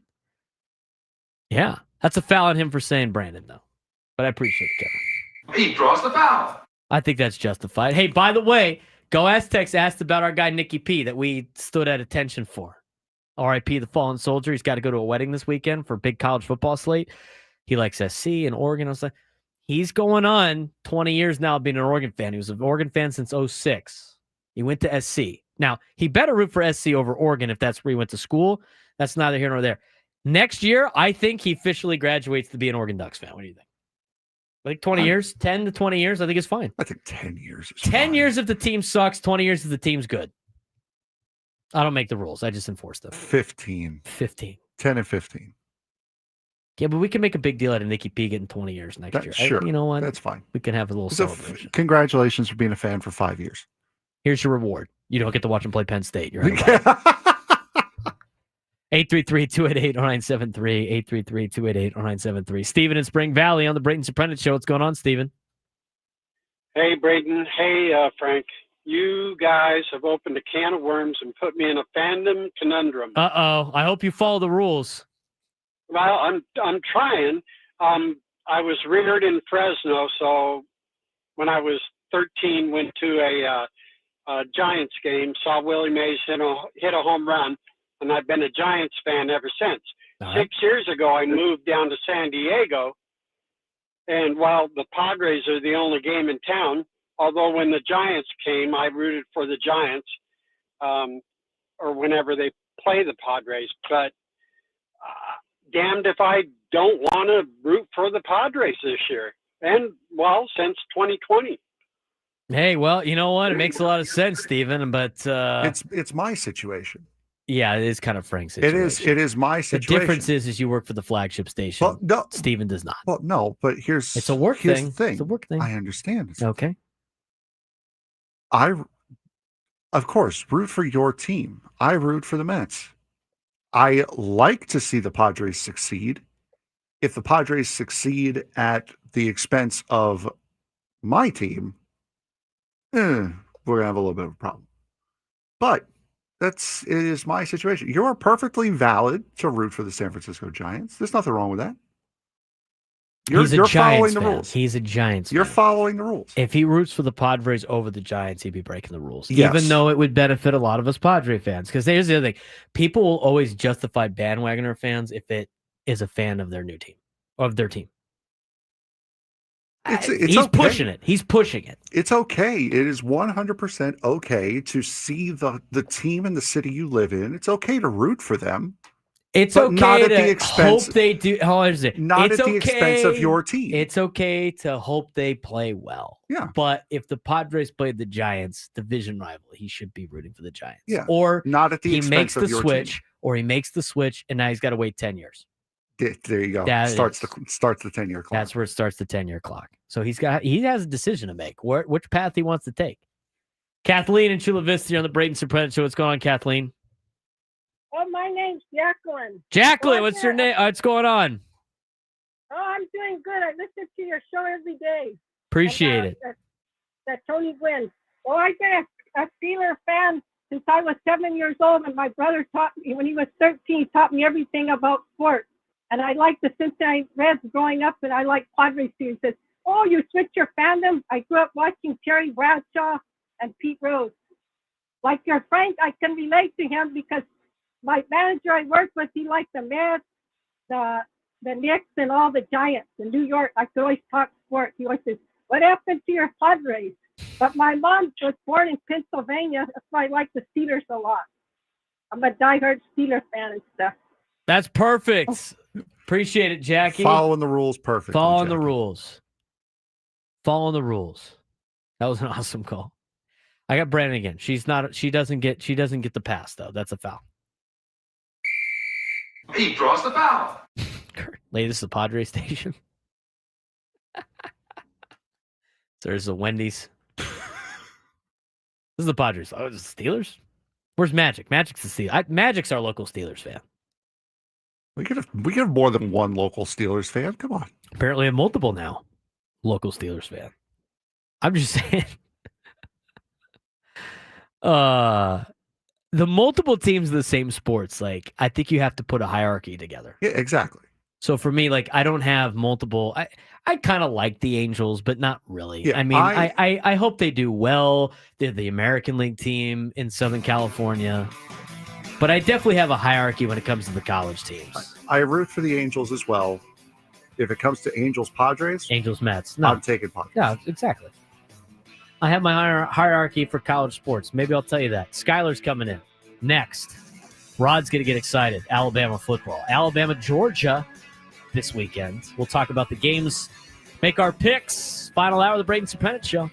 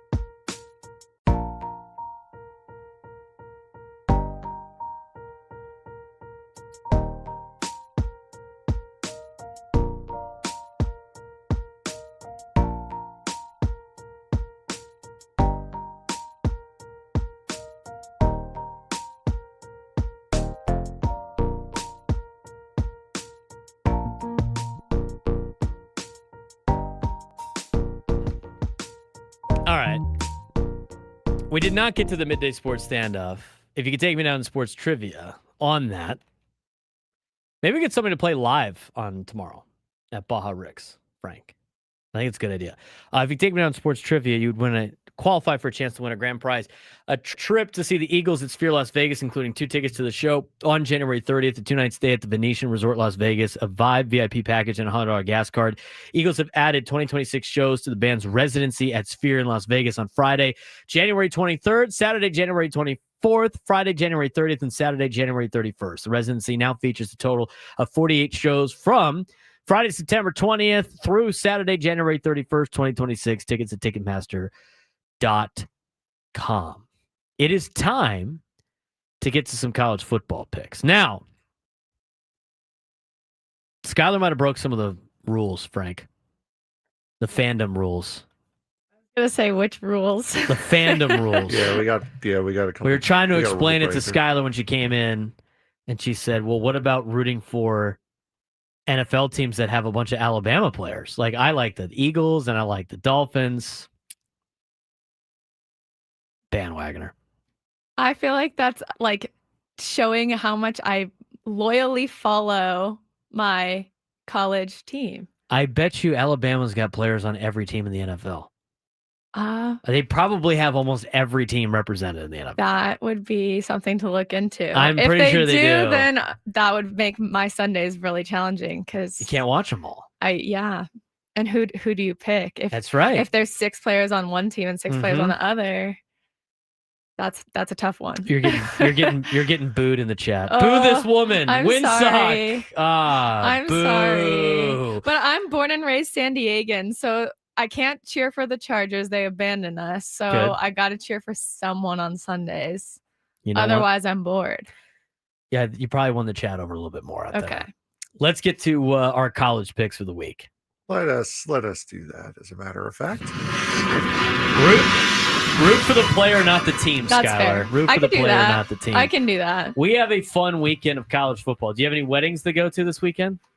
Me? Yeah, because one of our fallen soldiers has a wedding on Saturday. Oh, this has to be the that's worst rough. weekend to have a fall wedding Yeah, I don't know about on that. the season. Yeah. And unfortunately, Nikki P's the best man, so he can't get out of it. I guess you just have to like do the secret phone like in the arm thing and just like glance down and try to make it not too obvious that you're mostly invested in football and not the wedding. That's correct. Yeah. And he's a Oregon Ducks fan, so he'll be missing the Oregon Penn State game that we're going to pick later on. That's but we a have bummer. a lot of great games coming up on Saturday. We got a lot of great sports going on this weekend. Ryder Cups this weekend. We got NFL on Sunday. A lot of great games. We got some good games tomorrow in college football. Baseball is bonkers this weekend too in the final series of the season. And we have this college football slate that we're going to get to. Last week, not a great week for me, but you know what? TCU won the skillet. I don't really care. And San Diego State beat up on Cal. That was great. Skyler went 5-5. Frank went 5-5. I still have a game lead despite how bad it was. And we're going to bounce back this week. So let's get to the 10 picks starting. Poor Lincoln Riley. Poor little Lincoln Riley. We're gonna play that. He's got to play. He's got to play early in the morning after having to play the last game last Saturday. Poor USC. They got Illinois on Big Noon kickoff tomorrow. You gonna do this, Saturday. or am I? No, go ahead. Okay, good. So it'll be USC, 4-0 USC taking on number 23, 3-1 Illinois. 6.5 point favorite, 9 a.m. on Fox. The 6.5 point favorite, USC. Skylar, your pick. I guess this would be a bad time to talk about the fact that I like Lincoln Riley because I might get more boos from you guys. I'm not sure. But, I mean, Illinois, they just struggled so bad last week. I feel so terrible for them. I think they're beat up. They're defeated. And I've got to take USC on this one. Braden? I will take crybaby Lincoln Riley this week. It's almost like a built-in excuse that they have to play at 9 a.m. Pacific time, even though they're playing in Urbana-Champaign. So we'll see. I'm going to take SC. They're better than Illinois. I thought Illinois was fake good going into last weekend. Indiana curb stomped them. SC's better than Illinois. You guys jumping off the Illinois bandwagon. I was never on it. Instantly after just a tiny little defeat It was a small defeat. Small. Everyone gets beaten by 53 points every now and again. As Indiana coach would say, look me up, I win. He's backing it up. He won big. USC. SC, fight on.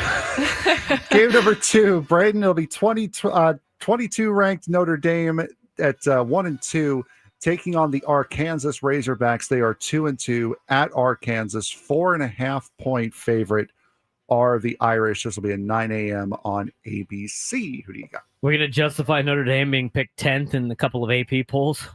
Yes. By beating up on Arkansas. I mean, Arkansas looked bad last week against Memphis. They had the game, fumbled it away, lost to Memphis on the road. They do get to play this game in Fayetteville, so I like Arkansas, but I think Notre Dame has played a tough. I think Notre Dame is better than Arkansas. If Notre Dame wins that game, they're in some serious trouble. I'll take Notre Dame, and I think they cover the 4.5. Skylar? Yeah, I mean, Notre Dame has struggled so bad this season, but I would say Arkansas is still probably a lesser opponent. I think Notre Dame has really struggled to put up points, but they're kind of in a situation where if they don't show everybody what they can do, then I think they're going to start seeing the pain of that. So I think I'm going to take Notre Dame. Oh, we're 2 for 2 today. That's not a good start. Number 4, LSU taking on number 13, Ole Miss. Both teams are 4-4. Ole Miss, a 1.5 point favorite at home. Skylar, who do you got? So I think this is going to be a really crazy game. I think it's going to be a really good game. LSU has set themselves up to have a phenomenal season with Nussmeier. So normally I would kind of lean towards them, but I think going into playing against Ole Miss at home, I think Lane Kiffin is going to do some crazy stuff. I feel like we're going to see a lot of crazy play calling here. He's going to try to go for some big plays. So I think I'm going to take Ole Miss at home. I think LSU is better than Ole Miss, but it's the game's in and Oxford. I'll take Ole Miss. Who'd you pick, Skylar? Ole Miss. Ole Miss. Yeah. You know what? I'm going to take LSU. I think LSU on the road. I think they're still a better team than Ole Miss. I'm going to go with LSU here. Game number 4 in this deal. Braden, Auburn at 3-1 at number 9, Texas A&M Aggies. Aggies favored by 3.5. 12:30 kick on ESPN. Kind of fell apart late last week for Auburn against Oklahoma. I think Oklahoma's better than Texas A&M. It's not November yet, so it's not a gimme that A&M's just going to fall apart. But I like Auburn in this game on the road. I think Auburn's pretty good. I think things went a little rough for them against Oklahoma, but I think Oklahoma's way better than Texas A&M. I will take Auburn plus 6.5. Skylar? I was so disappointed in Auburn last week. I can't believe I'm saying that, but I thought they really had a chance, and then they just fell apart. But I think Texas A&M, they're just a more explosive team, and everybody knows how hard it is to go and play on the road at that stadium. So I'm going to take Texas A&M. Unless you're App State, right? I guess. Luck. App State went in there and beat their ass. I'm so anti-Aggie all the time. No, I understand. On the one hand, it's Texas A&M is a good school. On the other hand, Auburn, it's 6.5 points. Auburn's played well this year. Skylar learned her lesson of picking her rival. Burned her last week. I thought you picked A&M, right?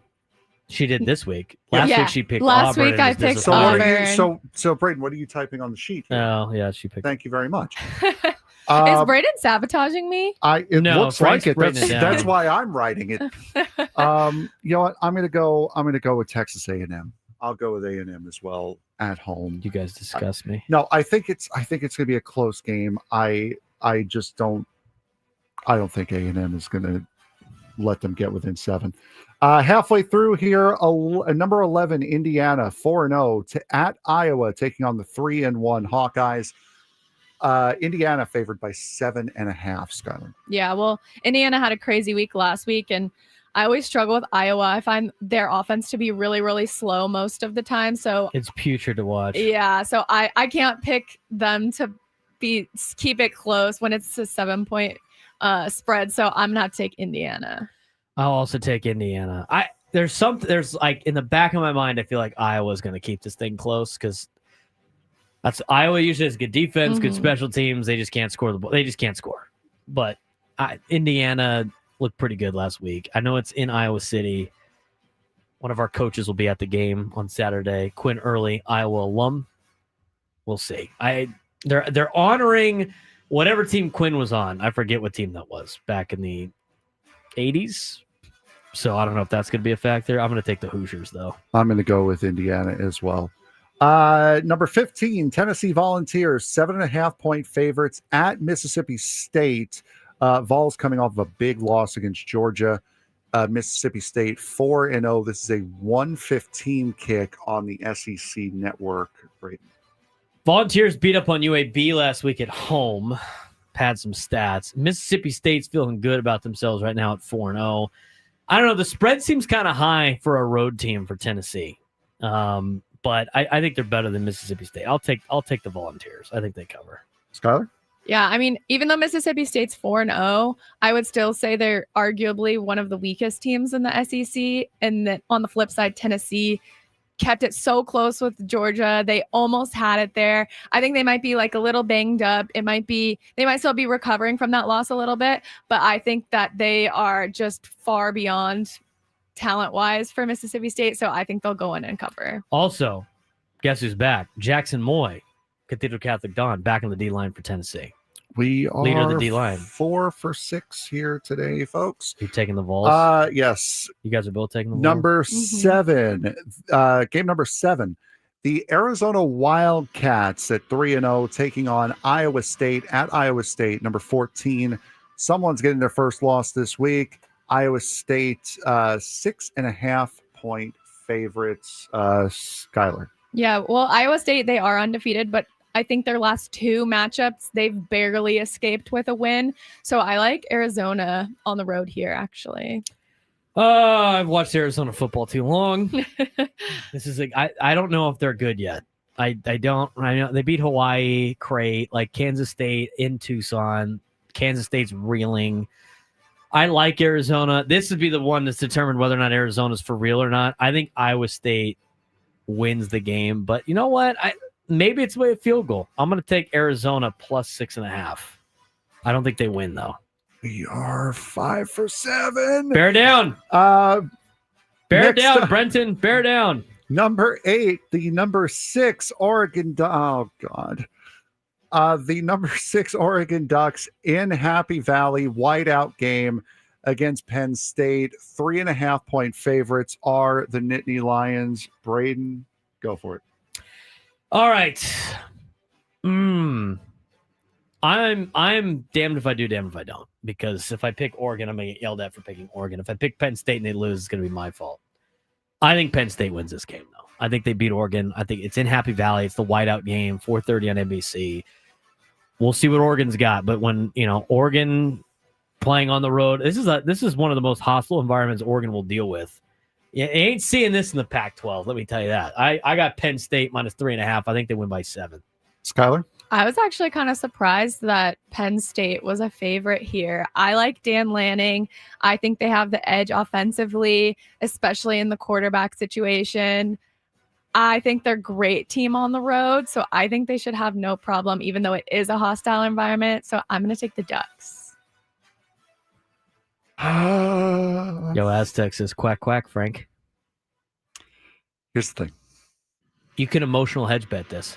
Penn State. You can emotional hedge bet this. I'm sure I could. You took Oregon? Yeah, I'm taking Oregon in this game. Frank's taking Oregon, too. The reason I have seen Penn State too often, too recently, lose too many big games. This is a properly big game for Penn State. This is a playoff game in September. I have to go with Oregon. Until Penn State can prove otherwise, I have to take Oregon. Is the Fiesta Bowl not a big game? They won that last year. No, I understand that, but that's not Ohio State over there. That's Oregon. I'm taking Oregon.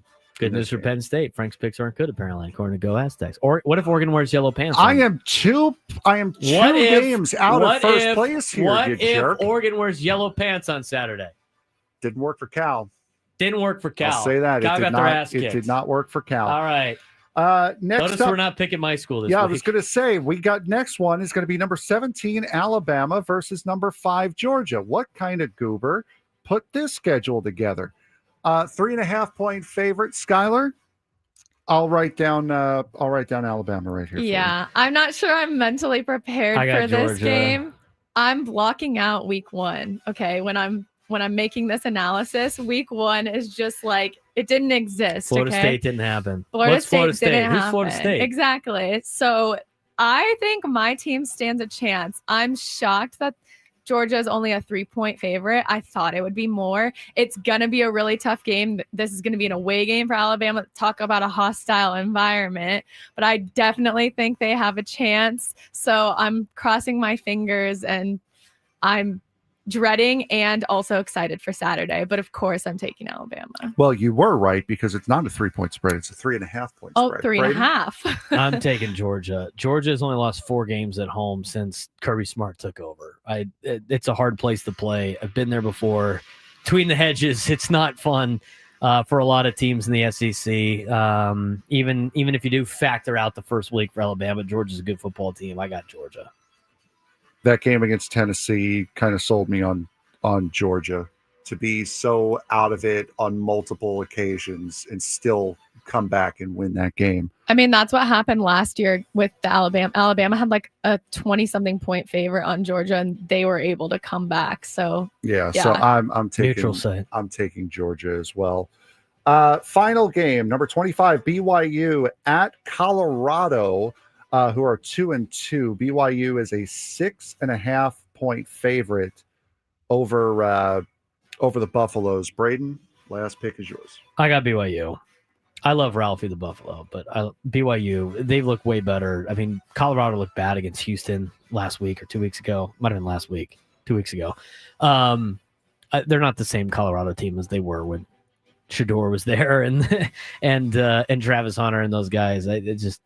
I'm taking BYU. BYU looks good too. Skylar? Yeah, BYU has just been overall very consistent this season, and it seems like Colorado is just struggling to even finish drives. So I definitely am going to take BYU. I'm going to take BYU as well. Wow. We picked the same on how many of them? I think half of them. I think wow. 1, 2, 3, 4. All going according to plan, so you guys can't pass me. 6. We picked on 6. Braden did it on purpose. I did. No. We rearranged the order a little bit a couple of times. Clay's got his picks down. Good. Let's remember those. Is he our fan of the week? What did your mom do? She actually did not pick last week. God. She said she got bored of kicking our ass. That's fair. Well, she deemed herself the winner already. Yeah. Mm-hmm. That's fair. Yep. That's a look at our college football picks. When we come back, we're going to talk a little bit about Dylan Cease. Dylan Cease, a postseason option. People laughed at us at the round table, saying he might be. We'll take a look about it. We'll take a look at it. See if Dylan Cease is a postseason option moving forward. Thanks again to Skylar for joining us. He's Frank Marchese. I'm Braden Surprenant. Final hour of the Braden Surprenant Show on San Diego Sports Station 97.3 The Fan.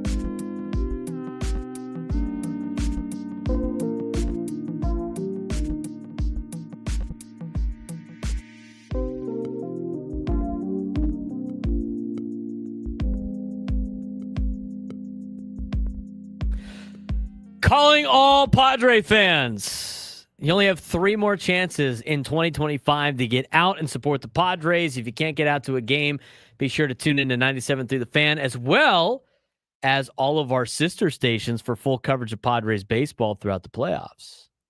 All 5 of our sister stations. Well, I guess we're one of the 5. All 4 of our sister stations here at Odyssey. That would be KSON, country station. 1037 KSON. That would also be Kixie 96.5, Alt 94.9, and Sunny 98.1. All of them part of our Odyssey Palace here at the Odyssey Empire. 833-288-0973, 833-288-0973. Baseball talk on 97 through the Fan is presented by Paramount Plus. Sylvester Stallone is back in the original hit series Tulsa King this season. Dwight faces his most dangerous adversaries yet, forcing him to fight for everything he's built and to protect his empire. Stream the new season of Tulsa King on Sunday, September 21st, exclusively on Paramount Plus. All right. Let's talk about Dylan Cease for a second. The thing with Dylan Cease is, despite what everybody thinks about him, you're not going to just cut him tomorrow and then be like, go enjoy free agency. If you're going to win, you're going to need Dylan Cease. You are going to need Dylan Cease. And so the question becomes, is Dylan Cease a postseason option? I think there's multiple ways to look at it. I think if you think outside the box a little bit, it becomes unrealistic because I don't necessarily know the Padres would do this. But there's a couple of things here. I like Dylan Cease's experience over like Randy Vasquez's experience. I think there's something to be said about pitching in the playoffs before. I know he did not do well in the playoffs last year for the Padres, but I really just look at that first start he had against the Dodgers because the second one is a wash because you had him go on 3 days rest, which is obviously something that he is incapable of doing. I don't know what it'd be like if he comes out of the bullpen, but I tell you what, Dylan Cease does still have good metrics. And the thing is you're going to have to use him. You are going to have to use Dylan Cease. This is the team that you have. So, how does this lay out exactly? Well, we already know in the wild card series, he's probably not going to pitch. Because we know Nick Pivetta is going game 1. Now, they didn't make a change for Friday, Saturday. Michael King will pitch Saturday. Yu Darvish is pitching tomorrow. Which means Yu Darvish is in line to pitch Wednesday, game 2. And it gives Michael King the opportunity to pitch game 3, if you need to get there. So Yu Darvish is either pitching with the season on the line or pitching to clinch. And Michael King is saved for a must-win game. Now, how that plays out is also good, too, for a couple of reasons. One, I like Nick Pivetta pitching game 1. I liked Michael King pitching game 1, but obviously with him pitching now on Saturday, that's not an option. So you have King, you save King for the winner-take-all game. You have Pivetta for game 1 to set the tone. He's been your best guy all year. He's been the most consistent guy all year. And then in game 2, again, I like Yu Darvish over Dylan Cease for sure because I like the experience factor and the thing Yu gets up for games. Now here's the other thing. You can get the bullpen ready to go quick on you in game 2. You better hope, like Nick Pivetta's got to give you some innings. And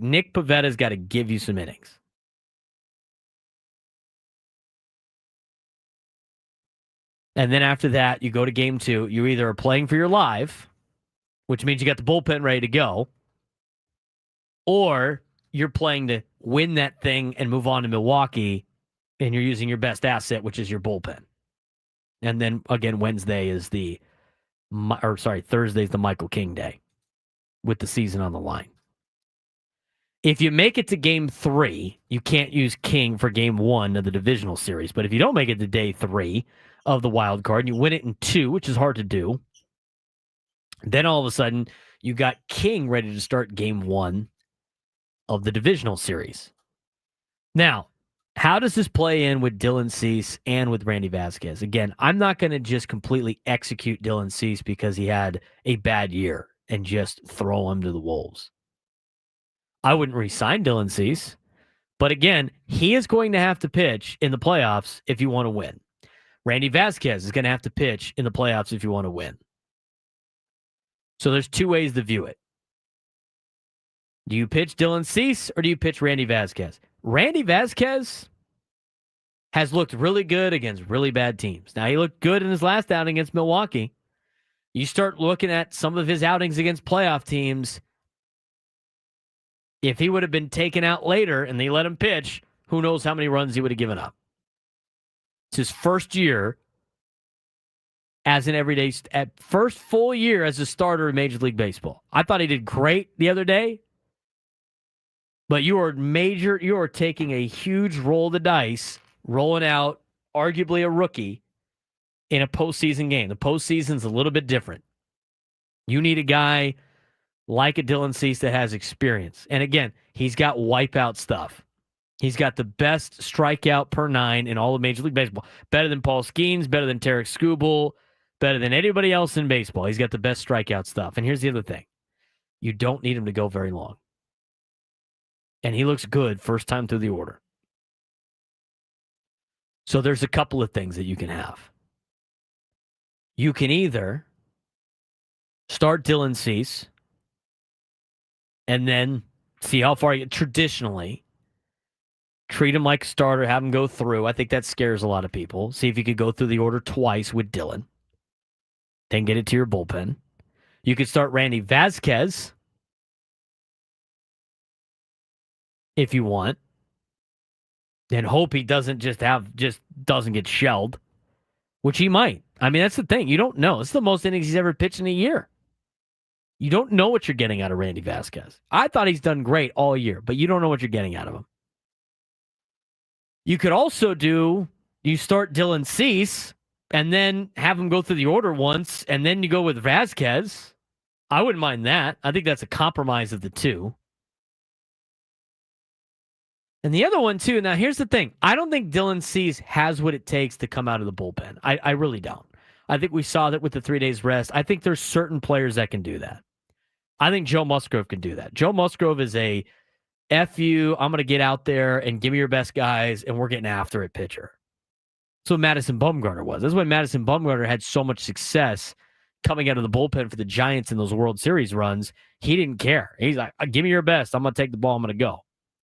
I think Yu Darvish is built up enough and mental enough, as a mental fortitude enough to be able to come out of the bullpen.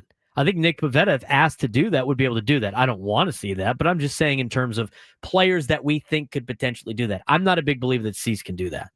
But if you have Cease start one of the games and then go Randy Vasquez and then get to the bullpen, I think that'd be better. I think that would be better. I would rather have Cease start than Randy start in a playoff game, and I'd let Randy face the team second time through. The other thing that you could do that was asked about, and again, I don't think Cease could come out of the bullpen. But if you have Dylan Cease, let's say in a perfect world, I think if you were playing a video game, I think if on paper, I think if you're not using any type of human influence, again, I don't. Pitchers are a lot like kickers. It's a different animal dealing with those guys with their routine and the way that they go about their. It's hard to go from a starter to a bullpen guy and vice versa. It's a different level of planning. Some guys can do it. Some guys can't. I'm not necessarily sure Dylan Cease can do it. But if he says he can and we think he can, here's the other thing you can do. And I do like this idea to an extent. Here's the other thing that they can do. If you decide to move Dylan Cease to the bullpen, right? That's just kind of the way we're going here. Let's think about it this way. When the Padres are at their best, what was going on? Their four horsemen were lights out, best bullpen in baseball. Good luck to everybody else that's trying to get a run off them. It was Adam. It was Estrada. It was Suarez. It was Morejon in any type of order, right? So you lose Jason Adam, and you replace him with Mason Miller. You don't get Jason Adam this year. You got Mason Miller. That's kind of an upgrade right there. And I'm saying right now, the team would love to have Jason Adam right now. I'd love to see Jason Adam part of this bullpen. It's better with Mason Miller than Jason Adam or Mason Miller. So now you still have a pretty good four horsemen. But then you think about like Jeremiah Estrada. Jeremiah Estrada's kind of been struggling. I don't want to see Jeremiah Estrada pitch at all this week. And get him fresh and ready to go. Don't have him waste your time with the Arizona Diamondbacks. But I will say this. What if you replaced Estrada with Dylan Cease? Dylan Cease has wipeout stuff. Dylan Cease is the best strikeout through 9 per 9 in all of Major League Baseball for starting pitchers. The best. I said it before. I'll say it again. It's better than Paul Skeens. It's better than Tarek Skubal. It's better than any other pitcher who's had a good year. Anybody that's competing for a Cy Young, he's better than all of them. His walk rate sucks. Hey, Blake Snell won a Cy Young with having like the worst walk rate possible. You're asking Dylan Cease to get to the order one time. You're asking, really, Dylan Cease to just face their top 3 guys in one inning. Out of the bullpen with his wipeout stuff. Get after it. Throw over 100 miles an hour. Throw that slider over and over and over again. So now, in your back 4 innings, you can have Dylan Cease in the 6th. You can have Morahone in the 7th. You can have Mason Miller in the 8th. You can have Suarez in the 9th. You can flip it back and forth. All of a sudden, your bullpen looks a lot better. Now Estrada's being used earlier in the game. He doesn't have to be used late in the game when it matters. You still got guys like David Morgan. I think it's an interesting idea. I don't think the Padres will do it. I also don't think Dylan Cease is ready to be that guy. But it's very interesting, to say the least. I think Randy Vasquez is a good pitcher. I think he's a bright future for the Padres. I don't necessarily know how I feel about him starting a playoff game. I especially don't like seeing him start a playoff game on the road. I think you've gotten a lot out of Randy Vasquez. I think you're asking a lot of him to do that. Randy Vasquez out of a bullpen spot like he did with the Dodgers, with Wandy Peralta, I thought he pitched well. He gave up runs. I mean, he's going to give up runs. And so is Dylan Cease, I guess. But if you go Dylan Cease first time through the order and then go to Randy Vasquez, I think that plays the most instead of just starting Randy Vasquez and instead of just starting Dylan Cease. We have tomorrow's show, Monday's show. We'll see what they do on Tuesday. I'm curious to see if Dylan Cease is even on the wild card roster if they're not going to use him as a starting pitcher. Or Randy Vasquez, for that matter. Maybe they go with more bullpen arms. But all part of the conversation that we're definitely going to have next week. When we come back, we're going to get you ready for fantasy football. We got an NFL game tonight. Eddie Brown will join us to finish up the show. Tomorrow, we will be live at Baja Rick's from 10 to 2 downtown.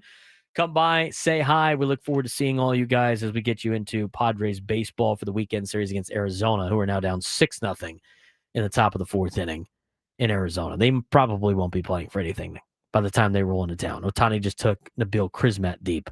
It's all Dodgers early in the top of the 4th, and we'll keep you updated on what's going on throughout the National League. Reds won today. Cubs and Mets will be on later this evening. He's Frank Marchese. I'm Braden Surprenant. Eddie Brown will join us next on the Braden Surprenant Show, staying on Sports Station 97 through the Fan.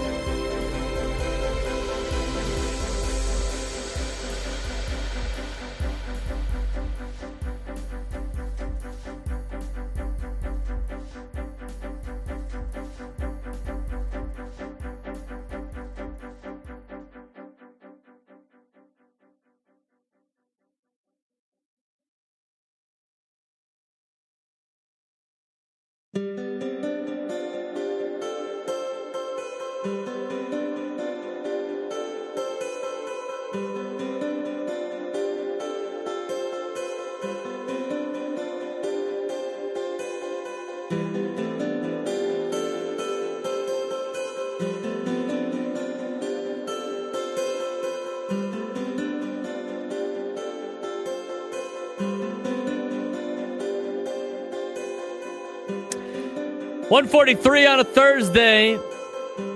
We talk a little bit more football on Thursdays here on the Braden Surprenant Show. And with that, we'll get you ready for your fantasy football teams as we bring in our fantasy football insider from the Union Tribune, Eddie Brown. He writes for the Union Tribune for fantasy football, some draft coverage as well. Does some great work, and he joins us each and every Thursday to help you out in fantasy football. Eddie, what's going on? How's the teams doing in fantasy land?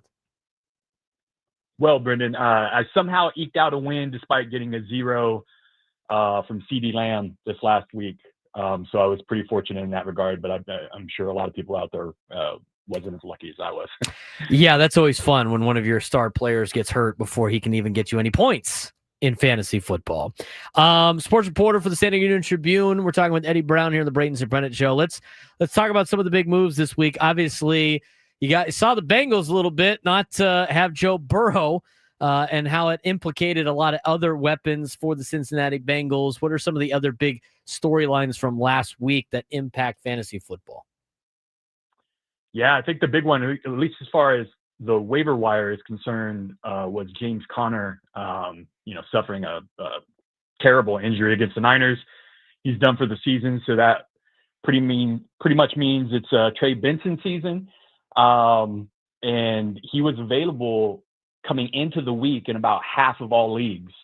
But I must play in a bunch of sharp leagues because he wasn't available in my league or my wife's league. No. But he's probably the number one guy out there on the waiver wire this week. I think he's an RB2 flex lock going forward with pretty much RB1 upside. They drafted the kid out of Florida State a couple of years back. He's a home run hitter. He catches the ball in the backfield. So if he is available, and I just checked right before I came on, he's still available about 20% of leagues out there.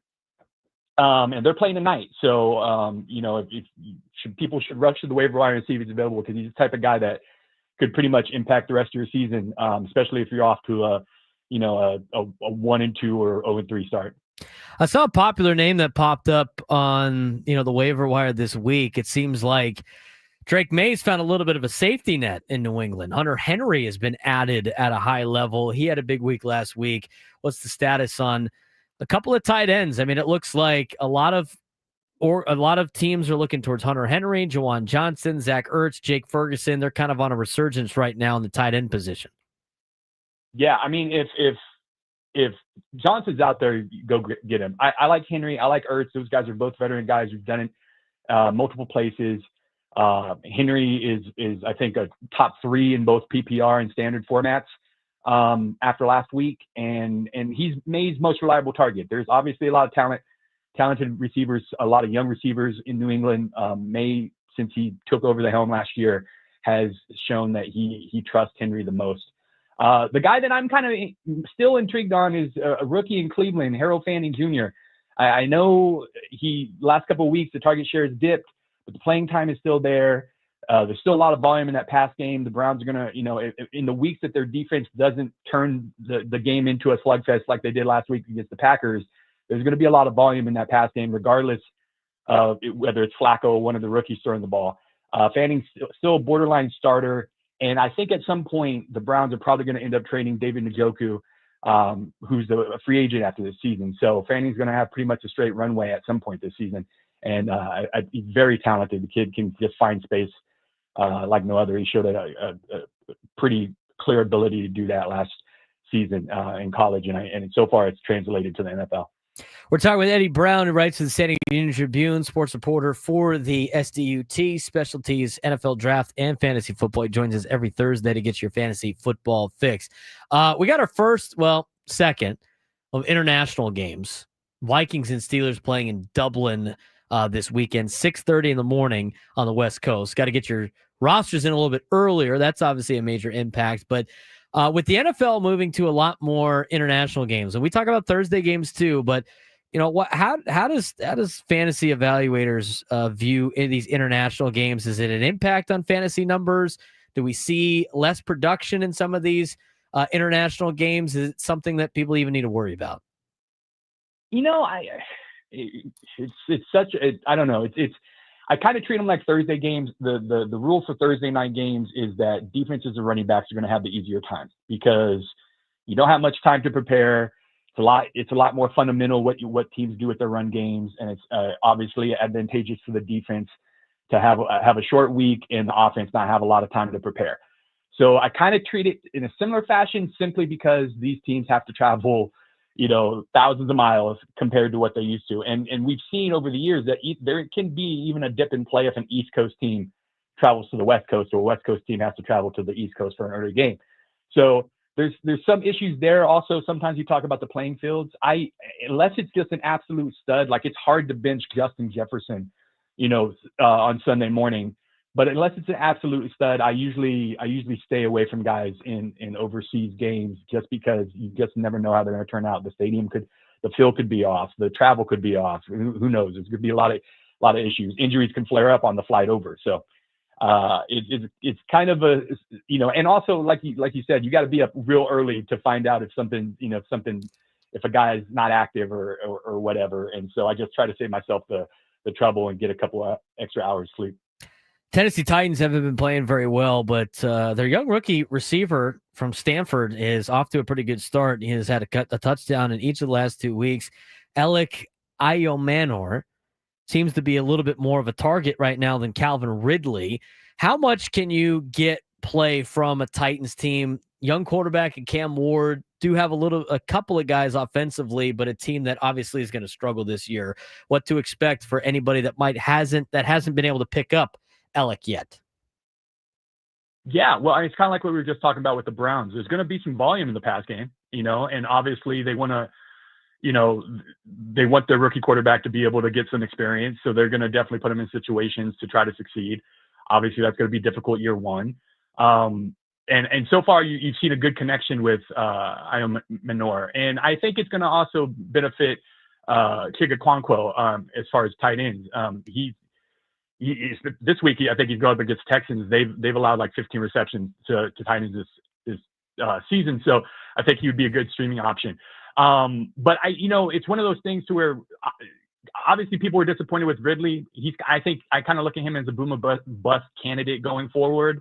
But somebody who I think actually will benefit is Tajay Spears, who's coming off the IR next week, because he can be utilized at the backfield, and also, spare the pressure of a rookie quarterback in the run game. Let's talk about some of the must starts, must sits this week, according to Eddie Brown. Who are some players that you like this week if you got them? Who are some players that you might want to put on the bench this week if you want to win your week? Yeah, I'm big on Packers wide receivers against the Cowboys. I think that's going to be a good spot for them. I think if you have Bears and Raiders, that's going to be a good game environment, going back and forth in Vegas. I think the Colts and Rams could be kind of a sneaky good game environment. You got two offenses that have a lot of talented pieces there. And I'm big on Justin Fields if he's able to make it through the concussion protocol at Miami. I'm fading T. Higgins this week. That Bengals game was scary. I don't think, obviously, going forward, they're going to be as bad as what they were. I think they kind of walked into a buzzsaw in Minnesota. But it's hard to think that Browning's going to be able to keep Jamar Chase and T. Higgins and Chase Brown all fantasy relevant after watching last week. And I'm thinking this is a week TreVeyon Henderson, and maybe going forward, I think we start seeing the arrow point up for TreVeyon Henderson in New England with Ramondre Stevenson and his fumbleitis. I think at some point that's going to cost him a lot of touches, and we're going to see the dynamic Henderson take over there. Fumbleitis, that's a great term. Yeah, he is suffering from fumbleitis right now. Our producer Frank, big Giants fan, he wants to ask a personal question about what is there any reason yet to buy into Cam Scatterbo as a fantasy running back? Definitely. I mean, we saw how talented he was last year in college. If he's going to get the touches, and they're going to be in a young offense, it's difficult this week. I think it's a difficult week to trust Jackson Dart fresh off the bench against a defense like the Chargers. I think that's going to be a difficult haul, even though they're at home. But I think Scatterbo, he's the type of guy who not only can run hard, but obviously it's the dual threat ability of catching the ball out of the backfield and making plays. And what do rookie quarterbacks do when they get scared and they freak out in the pocket? They look for their tight end, they look for their running backs. And Scatterbo is one of those guys that's already shown that he can make a play with the ball in his hands, and he's got a nose for the end zone. So I think, especially with Tyron Tracy being banged up, I think it's dart and scatterbow season in New York, and you're going to get a chance to see them go wild. Maybe even as soon as next week against the Saints. Eddie, appreciate the time as always. Look forward to talking to you next week, and good luck to your Niners. I appreciate it, Braden. You take care. Eddie Brown, sports reporter for the San Diego Tribune, joins us each and every Thursday to talk fantasy football. He's Frank Marchese. I'm Braden Surprenant signing off. It's another fun day. We got Padres baseball again tomorrow. Join us tomorrow live at Baja Rick's from 10 to 2. We'll lead you into Gwen and Chris. It'll be a fun live remote as the Padres will take on the Diamondbacks, final series of the season. Before we start talking about playoff baseball on Tuesday, for Frank Marchese, I'm Braden Surprenant. This has been the Braden Surprenant Show on San Diego's #1 sports station, 97.3 The Fan.